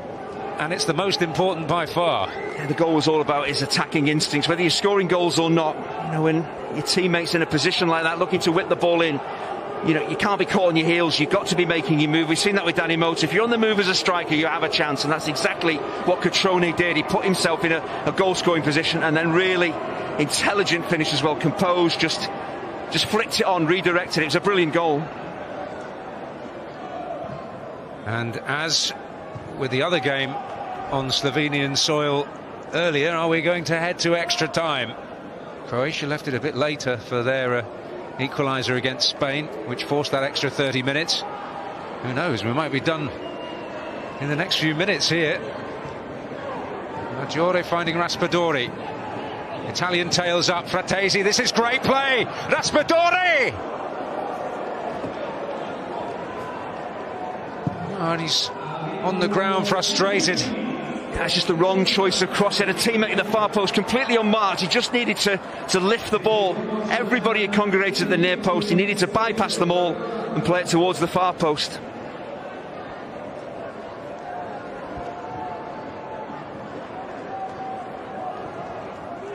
Well, it's 1-1 in the other quarter-final tonight. Lukas Nemecha has scored for Germany, former England under-21 international, we shouldn't forget. And, well, the Germans in seemingly the nick of time have got it. And Nemecha, who was such an important figure for them in the group stage, scoring against the Dutch and the Hungarians, has come up with the goods again. Manchester City player, been out on loan at Anderlecht this season.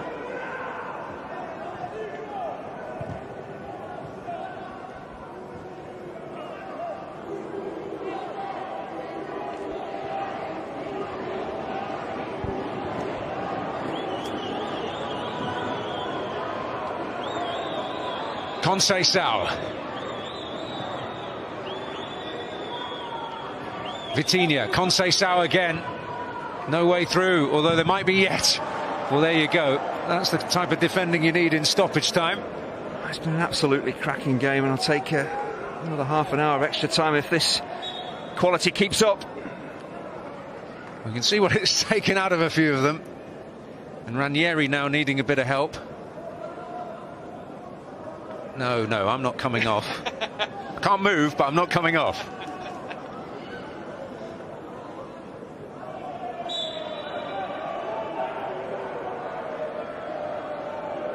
Tavares. Romario Barro. Danny Mota. Well, for much of the game we thought he was going to end up being the headline act tonight.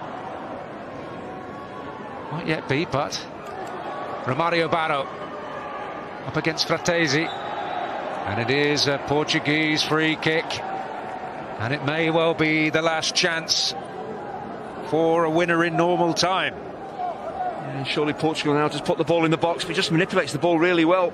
Barro here, right foot, left foot. It's just a lazy, clumsy challenge from Fratesi, puts pressure on his team. Queiroz is up, Light is up. Is this where Portugal snatched the win?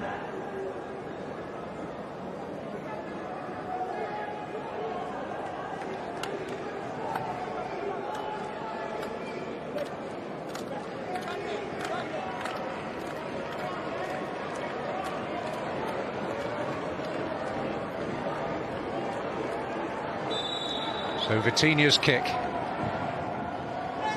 Plenty of air on it. We saw Queiroz with that towering header to make that third Portuguese goal. Well, there we go. Extra time beckons, and Rui Jorge must be wondering how on earth it's come to this. Twice a 2-goal lead. And yet Italy just would not go away. They've shown great fortitude throughout, and have, well, until a spell in the second half where Portugal really asserted themselves, largely had control of the game as well. It's only been those bits of class that Portugal have produced that in front of goal that really made the difference for them. So it's 3-3 after 90 minutes.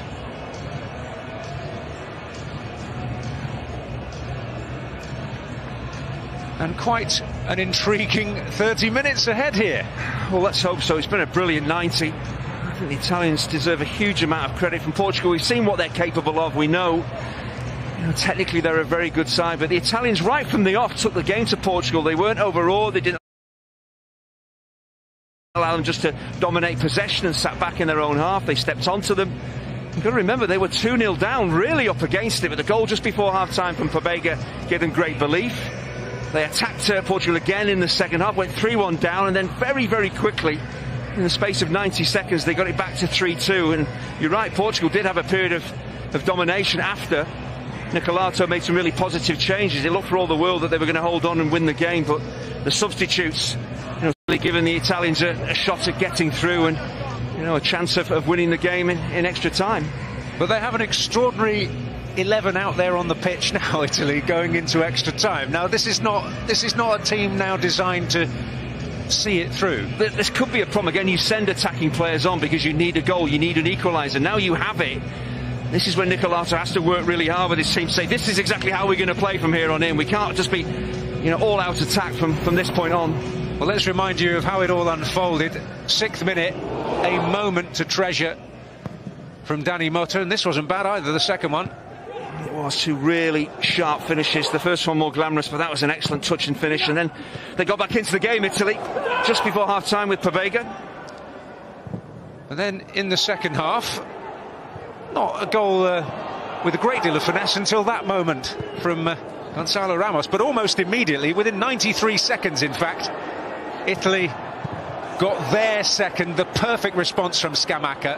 And then the substitutes come up with the goods here. Sotil, the provider, Cotrone, the scorer. Yeah, some poor defending from Conceição. A little bit too easy for Sotil to get forward, get the cross in, but Cotrone's movement across that near post was superb. It's why he scored.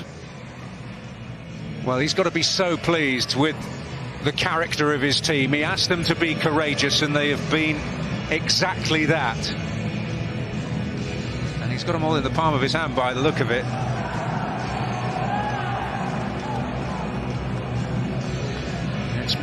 I'm sure meant a lot for Cotrone after the season he has had.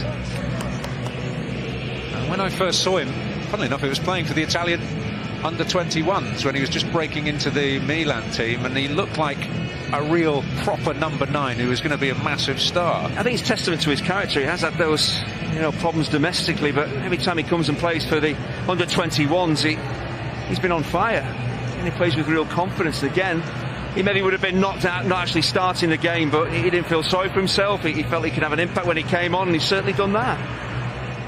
Well, just to remind you, both quarter-finals have gone to extra time tonight on Hungarian soil. Denmark against Germany, 1-1 in that one. That's available for you if you press the red button. You might question your choice, I have to say, if you leave us, because this has been an absolute classic.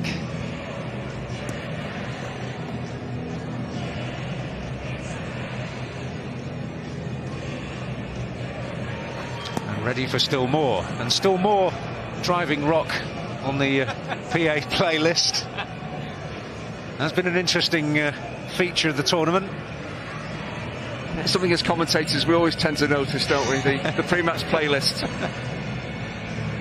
It's a key part of the day. Anyway, we're going to go through the second coin toss of the day. We'll wait and see if there's another one for penalties, but Diogo Queiroz and Enrico Del Prato, the two captains.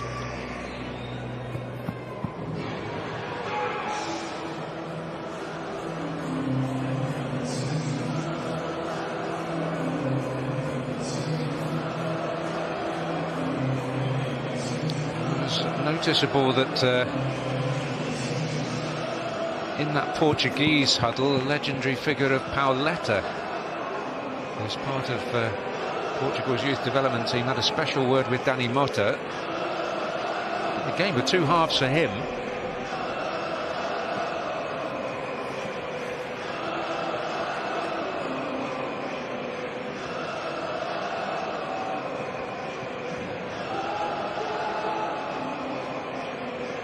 So we're certainly ready for another 30 minutes here. A place in the semi-finals against Spain at stake. Italy in the better shape mentally at the moment. It's a significant challenge here for Portugal, isn't it? We are going to see a change, and that's Samuele Ricci. He's coming on for Italy.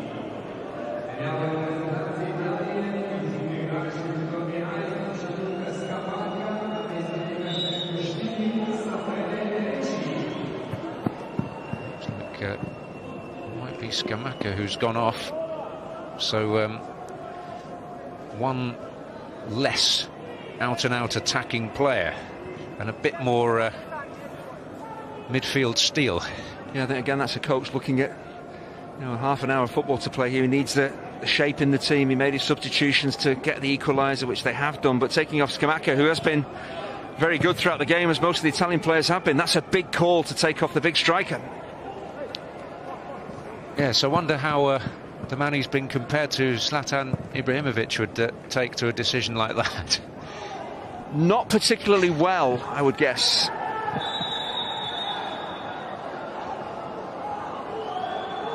That's Samuele Ricci of Empoli. Won the Serie B title this season, coming into the midfield. Well, a second yellow card there for Lovato. And Italy, and their trouble with red cards continues. He's bewildered, and he's just used to it. The coach, it's their 6th red of the tournament, and this is why.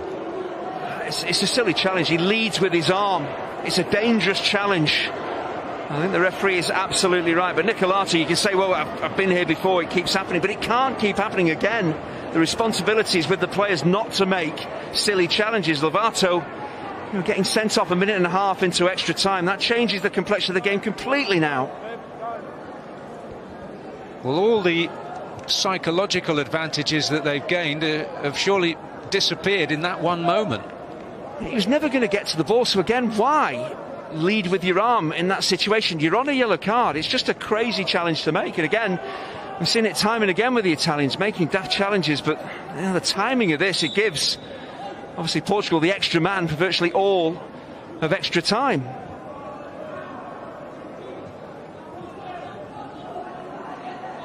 Tavares.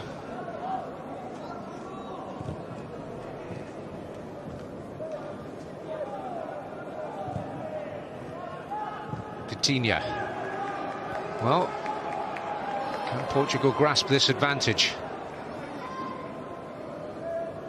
That's tremendous play by Conceição. He might have been a little frustrated with his part in that Italian equaliser. Certainly looked full of fire there. This is Jota. Well, he hasn't got away successfully because he's deemed to have fouled Luca Ranieri.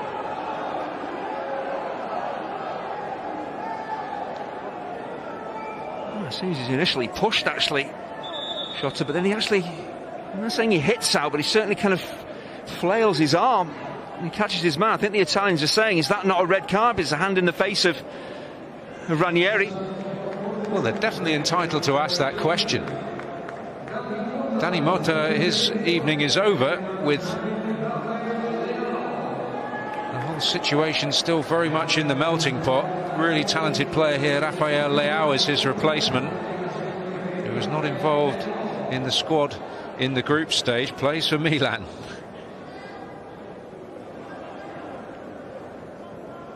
Well, Luca Ranieri, with a sense of injustice, having seen his teammate dismissed. Yeah, there was a raised hand there from Jota, and again, you can understand it. They've had a man sent off themselves. They're looking maybe to get the playing field level there and encourage the referee to send Jota off.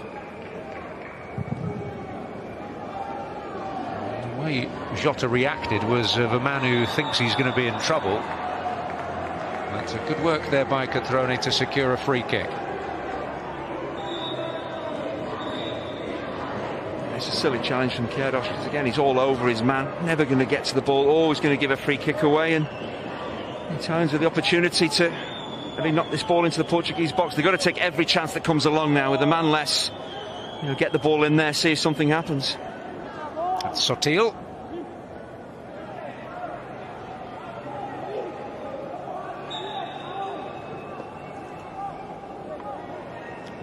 progress down that flank again.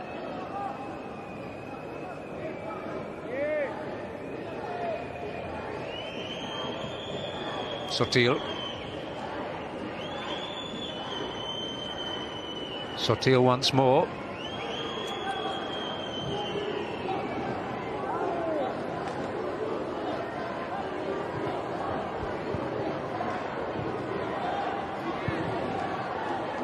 Raspadori.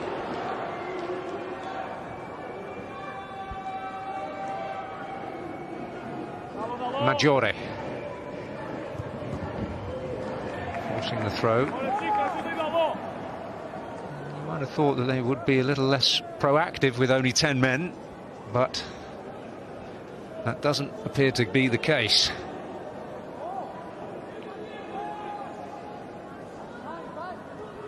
Maggiore. Sotil.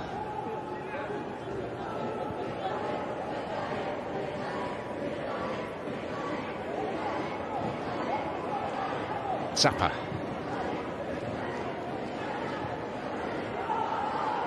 It's a foul by Romario Barro. Samuele Ricci on the receiving end. And here he is again. Del Prato. Ricci doing well. Work by Raspadori. Just had a little too much on it for Maggiore, but here's Fratesi. Got away from him, but not away from Zappa.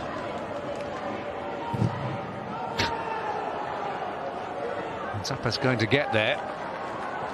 Does have the turn of speed to recover.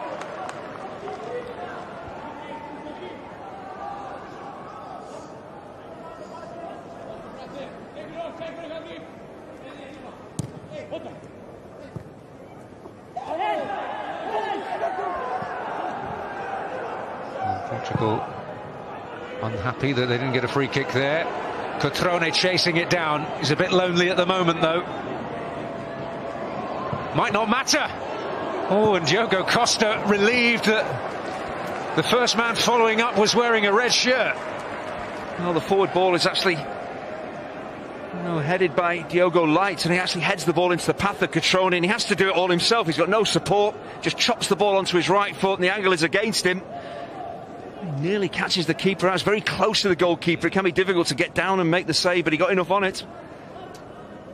And again, the Italians' application to the Lovato sending off is extraordinary. They look like they've got the extra man. Romario Barro. We're on different wavelengths there, him and Rafael Leao. That's a foul by Florentino Luis.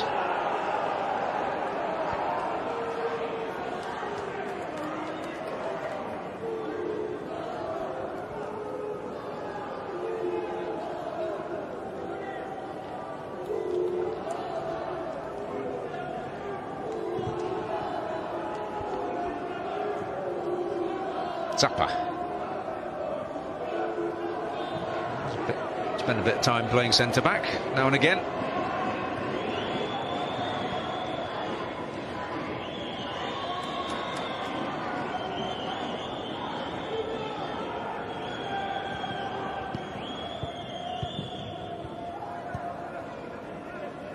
Basically said, we'll carry on with one less defender then.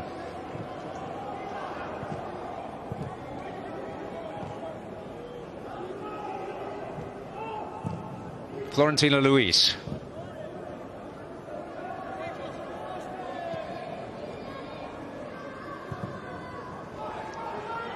Romario Barro. Rafael Leao. Fratesi imposing himself well. It's been hit and miss tonight for Fratesi, but he's playing as a wing-back now, so he's shown his versatility, and he's covered so much ground for the team as an attacking midfielder.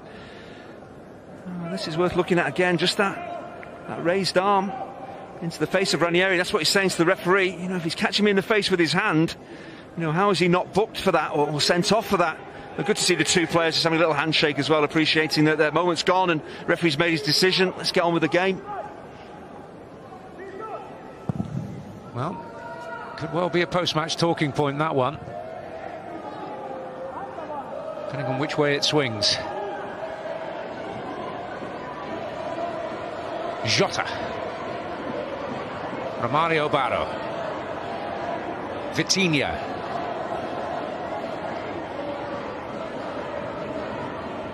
Conceição to Vitinha again for Portugal.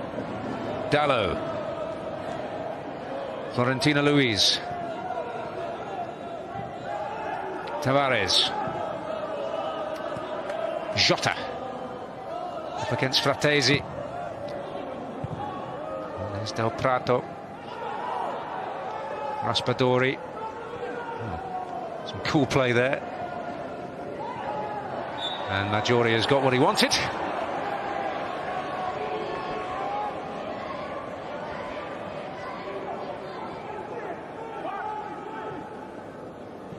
At times the Italians will take the odd free kick just to slow the pace of the game down, slow Portugal down. But when they have it, Italy, playing with real pace and adventure.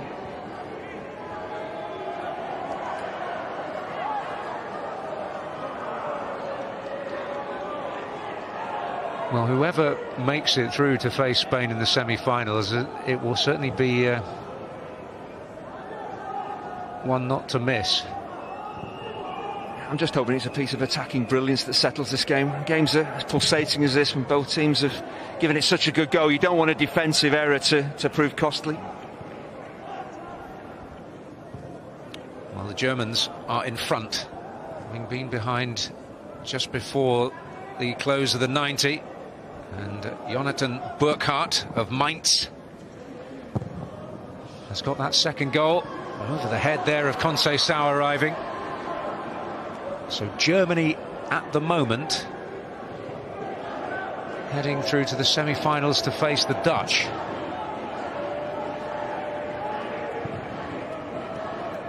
Good work by Raspadori. Been a shining light tonight for Italy. All closed off. There were options either side, particularly to the left. He just needed to release the pass. His teammate was in. Rafael Leao dealt with there. Does take a bit of dealing with. He's a bit more of a target man, Leao, so it's vitally important. Del Prato, Ranieri, Zappa get close to him when the crosses are played his way. Diogo Light to Diogo Queiroz.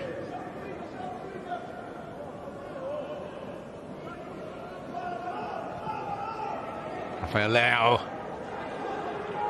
up against Del Prato. And nothing at the end of it.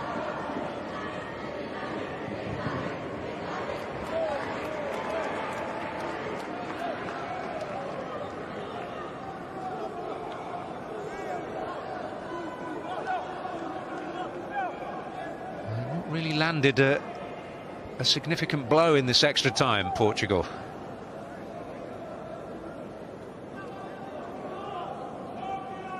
I suppose the cynics watching would have imagined that Italy would have retreated into some sort of shell with 10 men.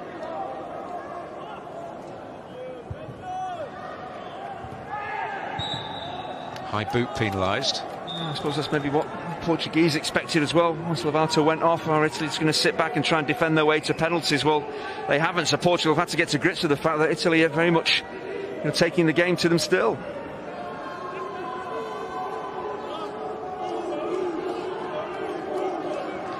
Well, set pieces have been fertile ground for Portugal.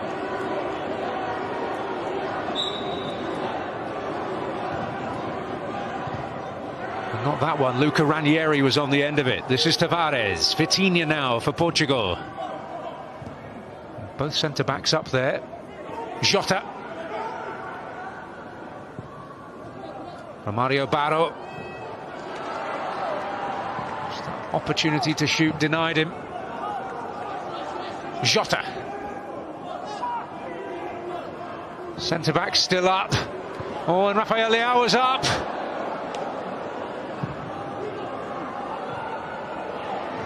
Cutrone. Well, the break of the ball was kind. Again, he's not got a lot in the way of support. There's great work there from Jota. Great ball to the far post, and eventually when the ball is played towards Leao in the air, the Italian centre-halves have to get really close to him, touch tight with him, and that's exactly what Ranieri did at the far post, and it meant that Leao was then heading the ball back across goal rather than looking to score himself. Jota again.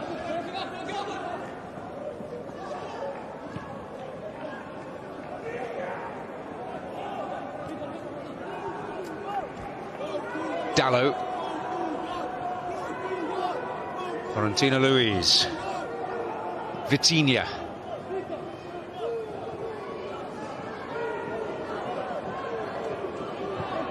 Italy might just welcome the half-time whistle at the moment. Vitinha. Cutrone back there though. Fratesi.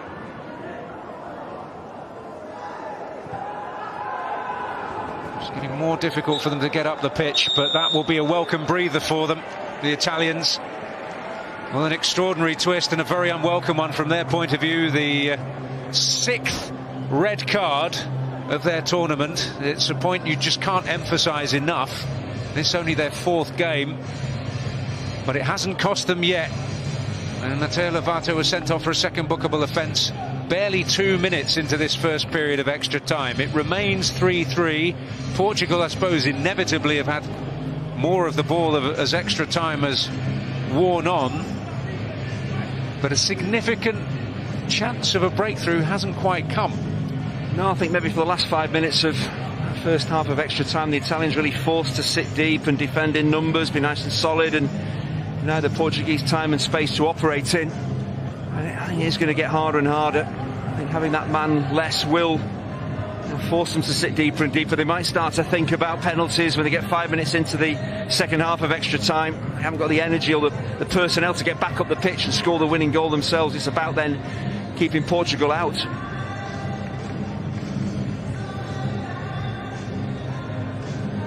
Well, a tremendous contest. Maybe some of the edge taken off it by that sending off. Rui Jorge has been a good deal more animated than usual. Certainly a good deal more animated than he's been throughout the tournament so far, with that serene progress really through the group stage. Yeah, but I think he'll be learning about his players here, because for the first time really they've been put under severe pressure by a team that's not stood back and admired them and allowed them to play their natural flowing passing game. They've been asked a lot of questions, and these Portuguese players in this next 15 minutes really do have to step it up again, and with the extra man, with the quality they've got, they should be looking to win it. Well, we shall see what unfolds now in the next 15 minutes.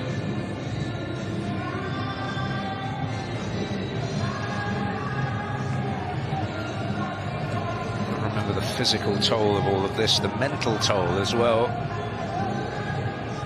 Italy have had to draw on a huge amount of their reserves in both departments.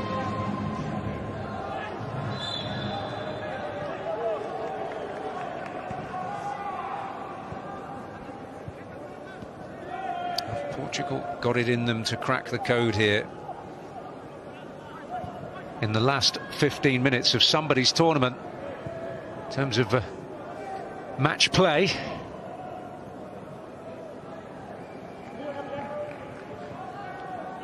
Florentino Luis. Vitinha.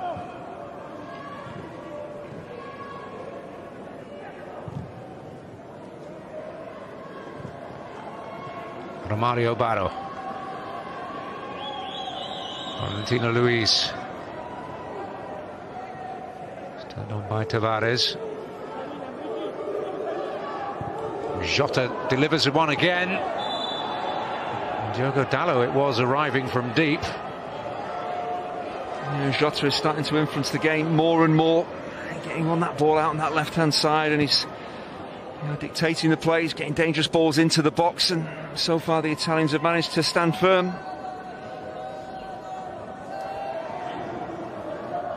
Another head getting to it. Another physical intervention that's just enough. Certainly put the absolute lot in.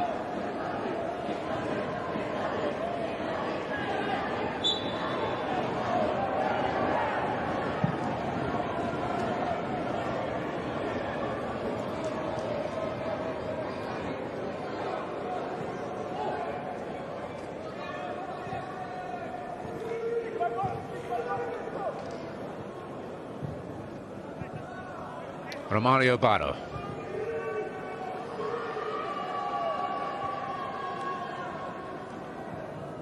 Tavares. Jota. Romario Barro. Florentino Luis. Well, and that's a chance for Rafael Leao. Angle in the end always against him, and Karnazeki out swiftly too. Yeah, the idea was right, the movement from Leao was excellent, just maybe slightly heavy. Florentino with that forward pass. He's too far ahead of the striker. That enables Karnazeki to come off his line and deal with it.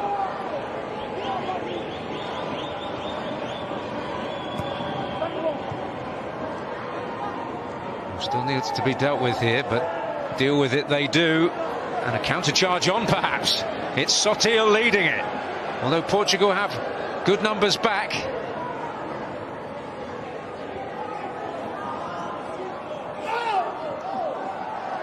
Well, obvious attempt to buy a free kick. It was probably the best he could hope for, in all honesty. Yeah, he had no support, he had no forward pass, so...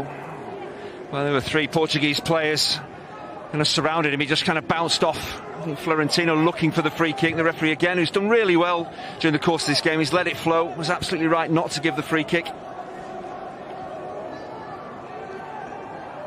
Here's Romario Barro.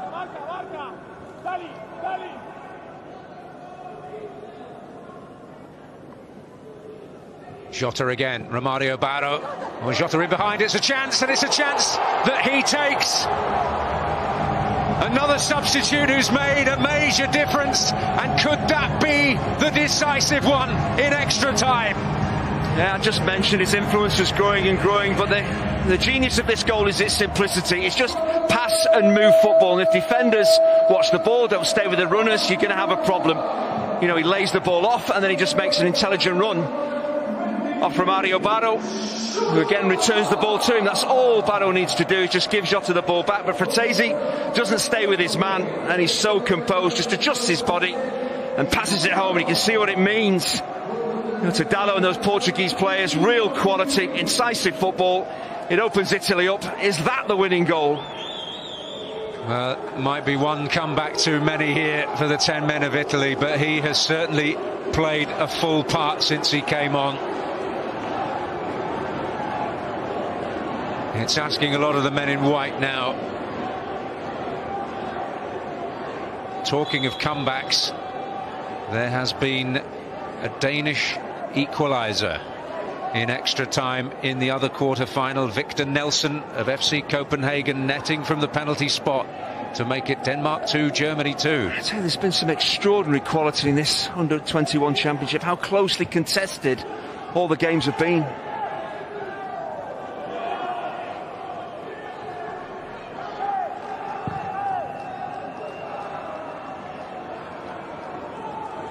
Zappa towards Raspadori.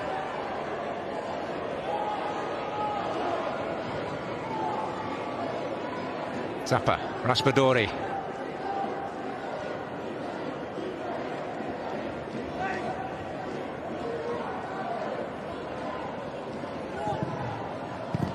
It's defended by Florentino Luis. Fratesi after the ball.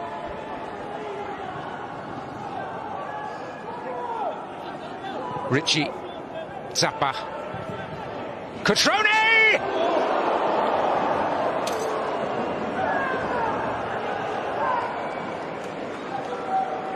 Oh, will they live to regret that? They've Come roaring back again, though. Oh, what an opportunity, and it's not an easy chance. He does so well because he's in between defenders, exactly where he should be, but it's the bounce of the ball just in front of him. Makes it really difficult to get the timing, get that clean contact you need to send it goalwards, but it was a great chance.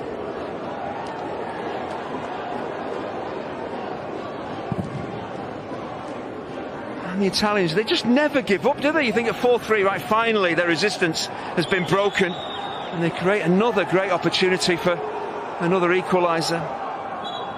Romario Barro is the man down.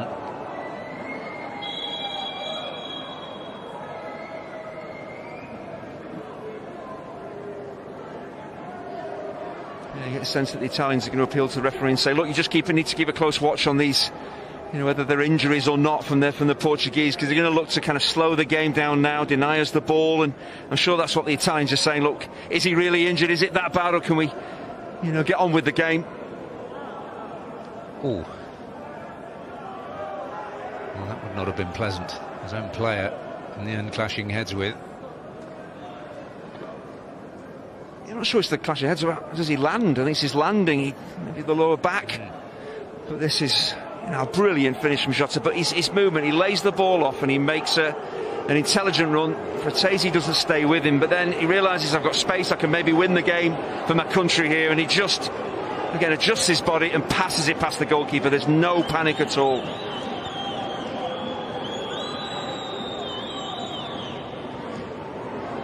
Fratesi. Quite a bit of play there by Cotrone. Ricci. Raspadori.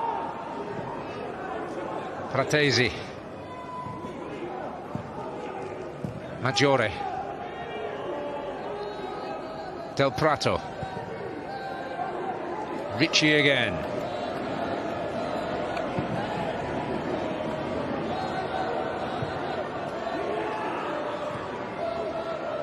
Ranieri leaving his defensive station. Sotil. And he won't get the free kick that time either. Here's Conceição, who's left Luca Ranieri sprawled on the deck. Vitinha.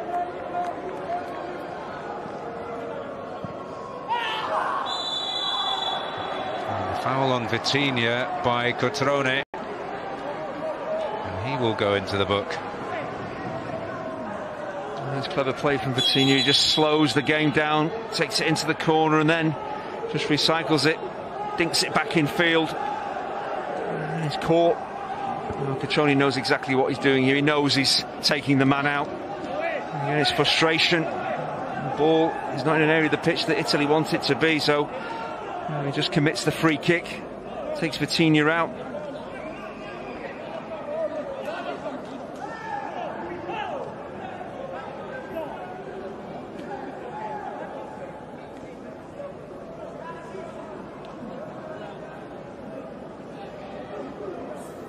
You can see the Italian saying to the referee, look, the touchline's here, can you not take Vitinha off the pitch and deal with him from there? But if the shoe was on the other foot, I guarantee that the Italians would be doing exactly the same thing, just taking their time with the free kick, taking their time to get on their feet, just running the clock down.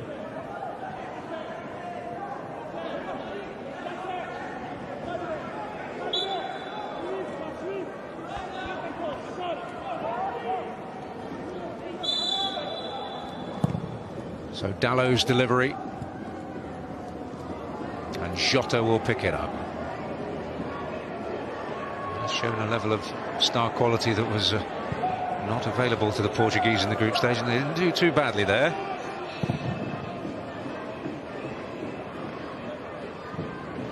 As England can testify.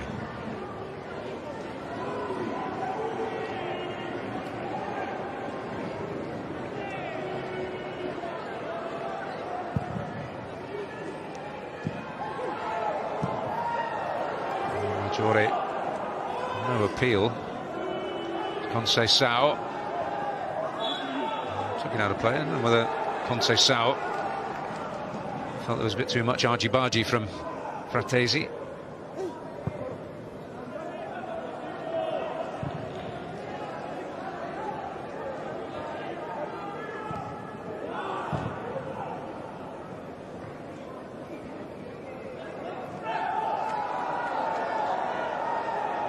Painful one for Sotil. I think the trouble is the referee just doesn't believe him. Rafael Leao. Jota. Romario Barro. Oh, Raspadori back there. Struggling now a little after that challenge, but he's put so much into this game.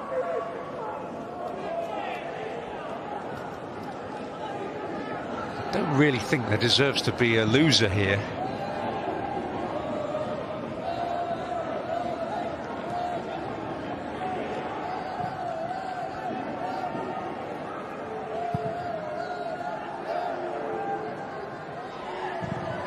Tavares. Fratesi, all on his own, looking after things at the back.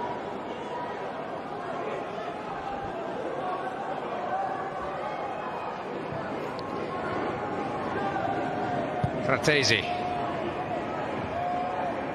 Ritchie. Time a big enemy now. Time and the physical resources.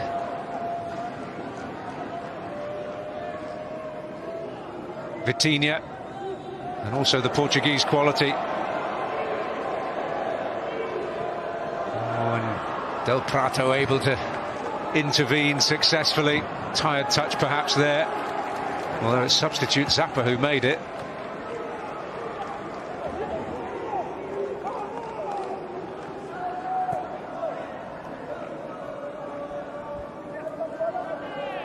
He's going to take one big heave now.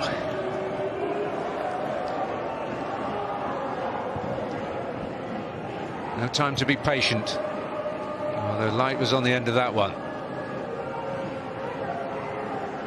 Romario Barro, and that's a good ball. Conceição.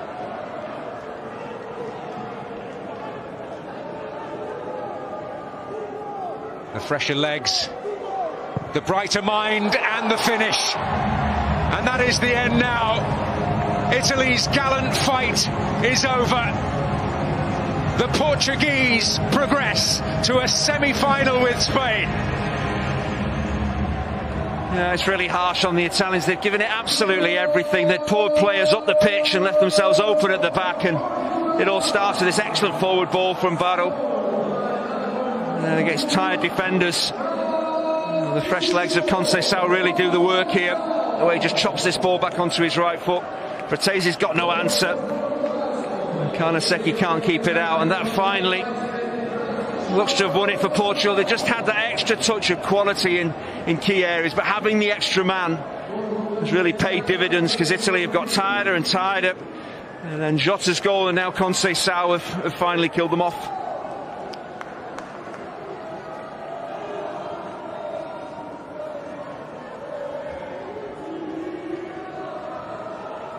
Well, he is going to get the inevitable annoying. I think the referee's even a bit annoyed that he's got to do it, the booking.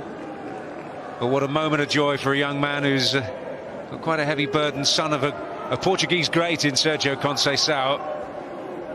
He had a slight aberration in the build-up to Italy's equaliser. If he needed redemption, he certainly got it there. And well, you just have to reflect on what a fabulous contest this has been as we enter a minimum of 1 added minute at the end of it.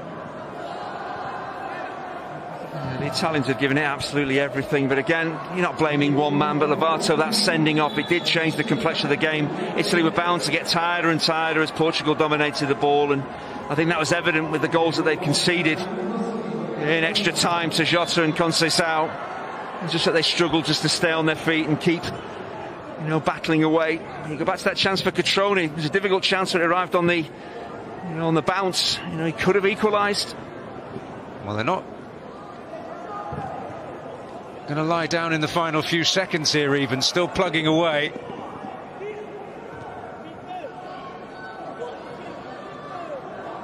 Raspadori. Oh, and a chance on here for Maggiore.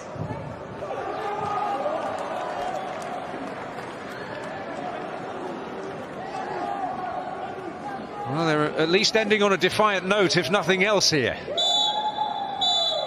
But that is that. Well, we must reflect on an absolute classic of a quarter-final.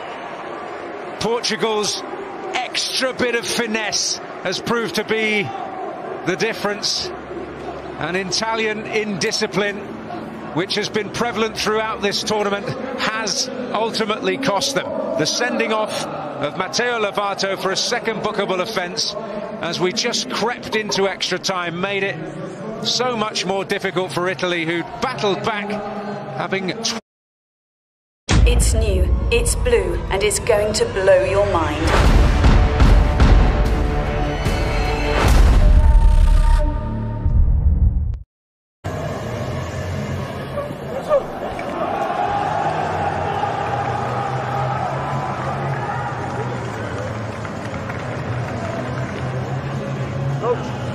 What about the subs?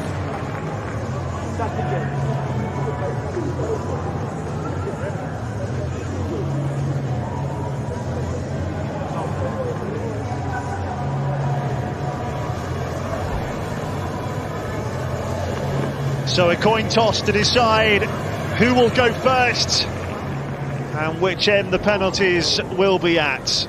Nelson and Maya, the two captains at the heart of it, and of course it was Nelson's penalty, his first ever goal for the under-21s, with over 30 caps under his belt. The courage he showed to step up and take that, a moment of real pressure.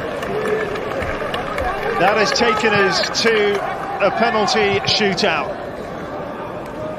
The Netherlands and their players looking on to see who they will be facing in Thursday's semi-final here at this stadium. And the crowd have not been shortchanged tonight. Unrelenting drama. And the two goalkeepers hoping one of them can be the hero. Finn Darman and Oliver Christensen both have made important saves in this game. Referee just wants a word with both. It is going to be Denmark to take the first penalty. And the man who made such an impact from the bench, Gustaf Isaksen, winning the penalty. Who will go first? Referee is saying you must stay on or behind the line. He couldn't be clearer.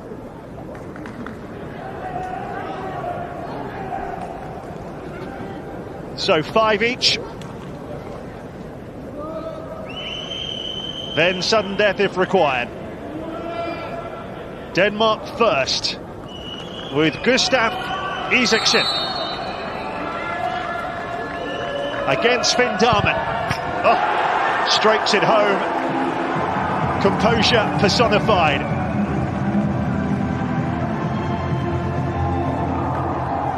No sign of nerves there. 1-0 Denmark. Next up, Jonathan Burkhardt, who thought he might have wanted an extra time for Germany. Only for Denmark to equalise from the penalty spot. Now he puts the ball on the spot, hoping to equalise in the shootout. Burkhardt against Christensen. Oh, he saved it! The perfect start to the shootout for the Danes. They lead 1-0. He tried to go straight down the middle, Burkhardt. Christensen saved with his legs.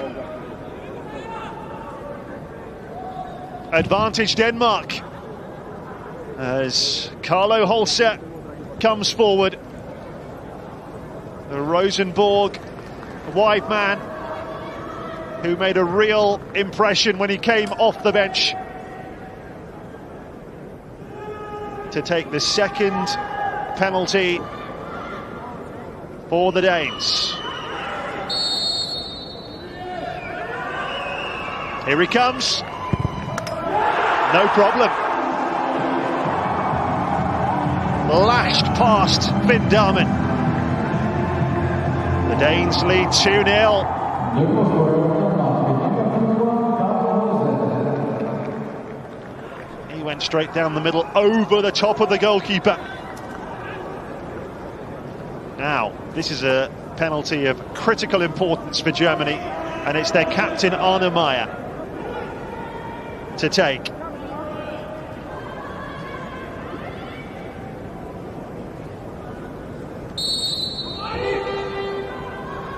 Can he put it away? Yes, he certainly can, to make it 2-1.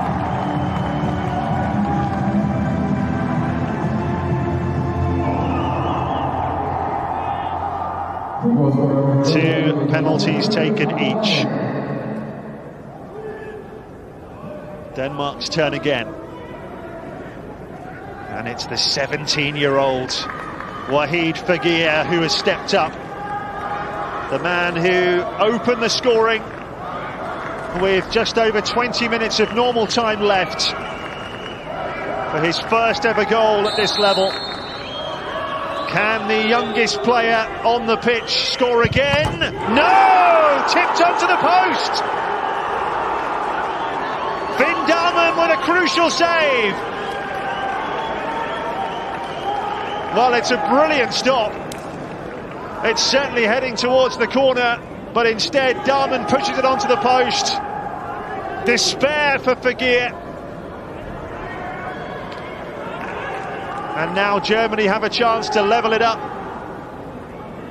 It'll be Lars Lukas Mai who gave away the penalty in extra time with his challenge on Isaksson. Can he level up the shootout? Yes, he can! It's 2-2. Still, they cannot be separated. Two scored each, one missed each. Two to go each. Now, next up for Denmark, Morten Hjulmand.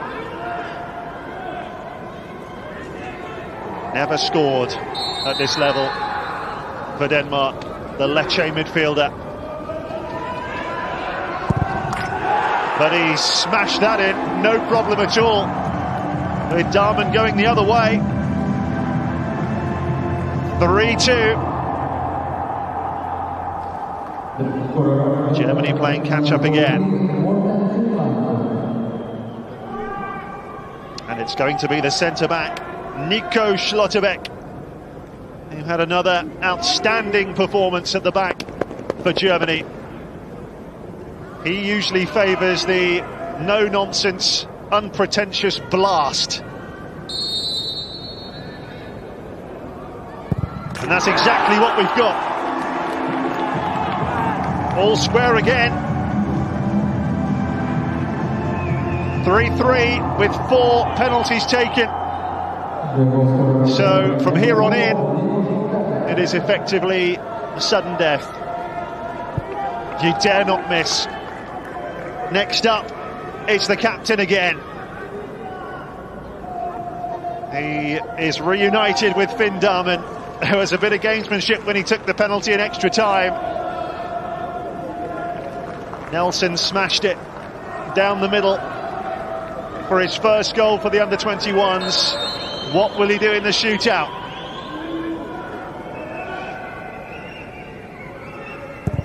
Oh, he's put it right in the corner. 4-3. Well, you certainly can't say he hasn't got bottle, spirit, commitment, heart by the bucket load.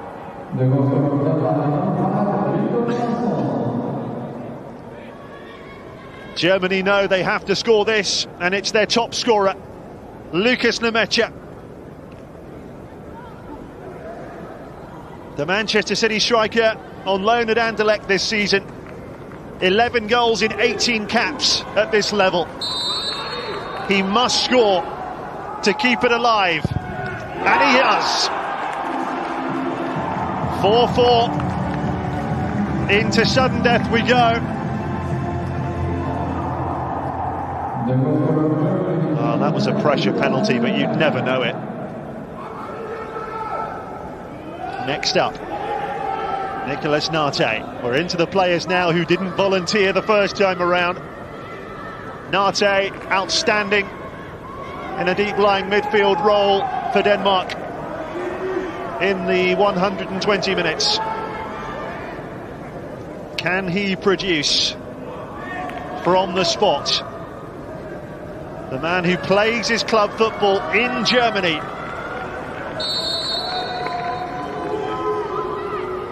Oh, as cool as you like. That was bordering on outrageous. Made to wait by Darman, but it didn't distract him at all. Top corner. Now, Amos Pieper, the other centre-back. He's seen Schlotterbeck slot it home. Can Pieper follow suit? Yes, he can. Postage stamp. Well, they just can't be separated. 5-5. Now, who's next for Denmark? It's going to be Victor Christensen.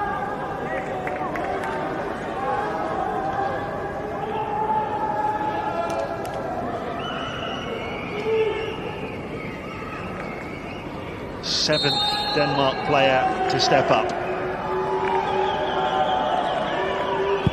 Oh, it's saved!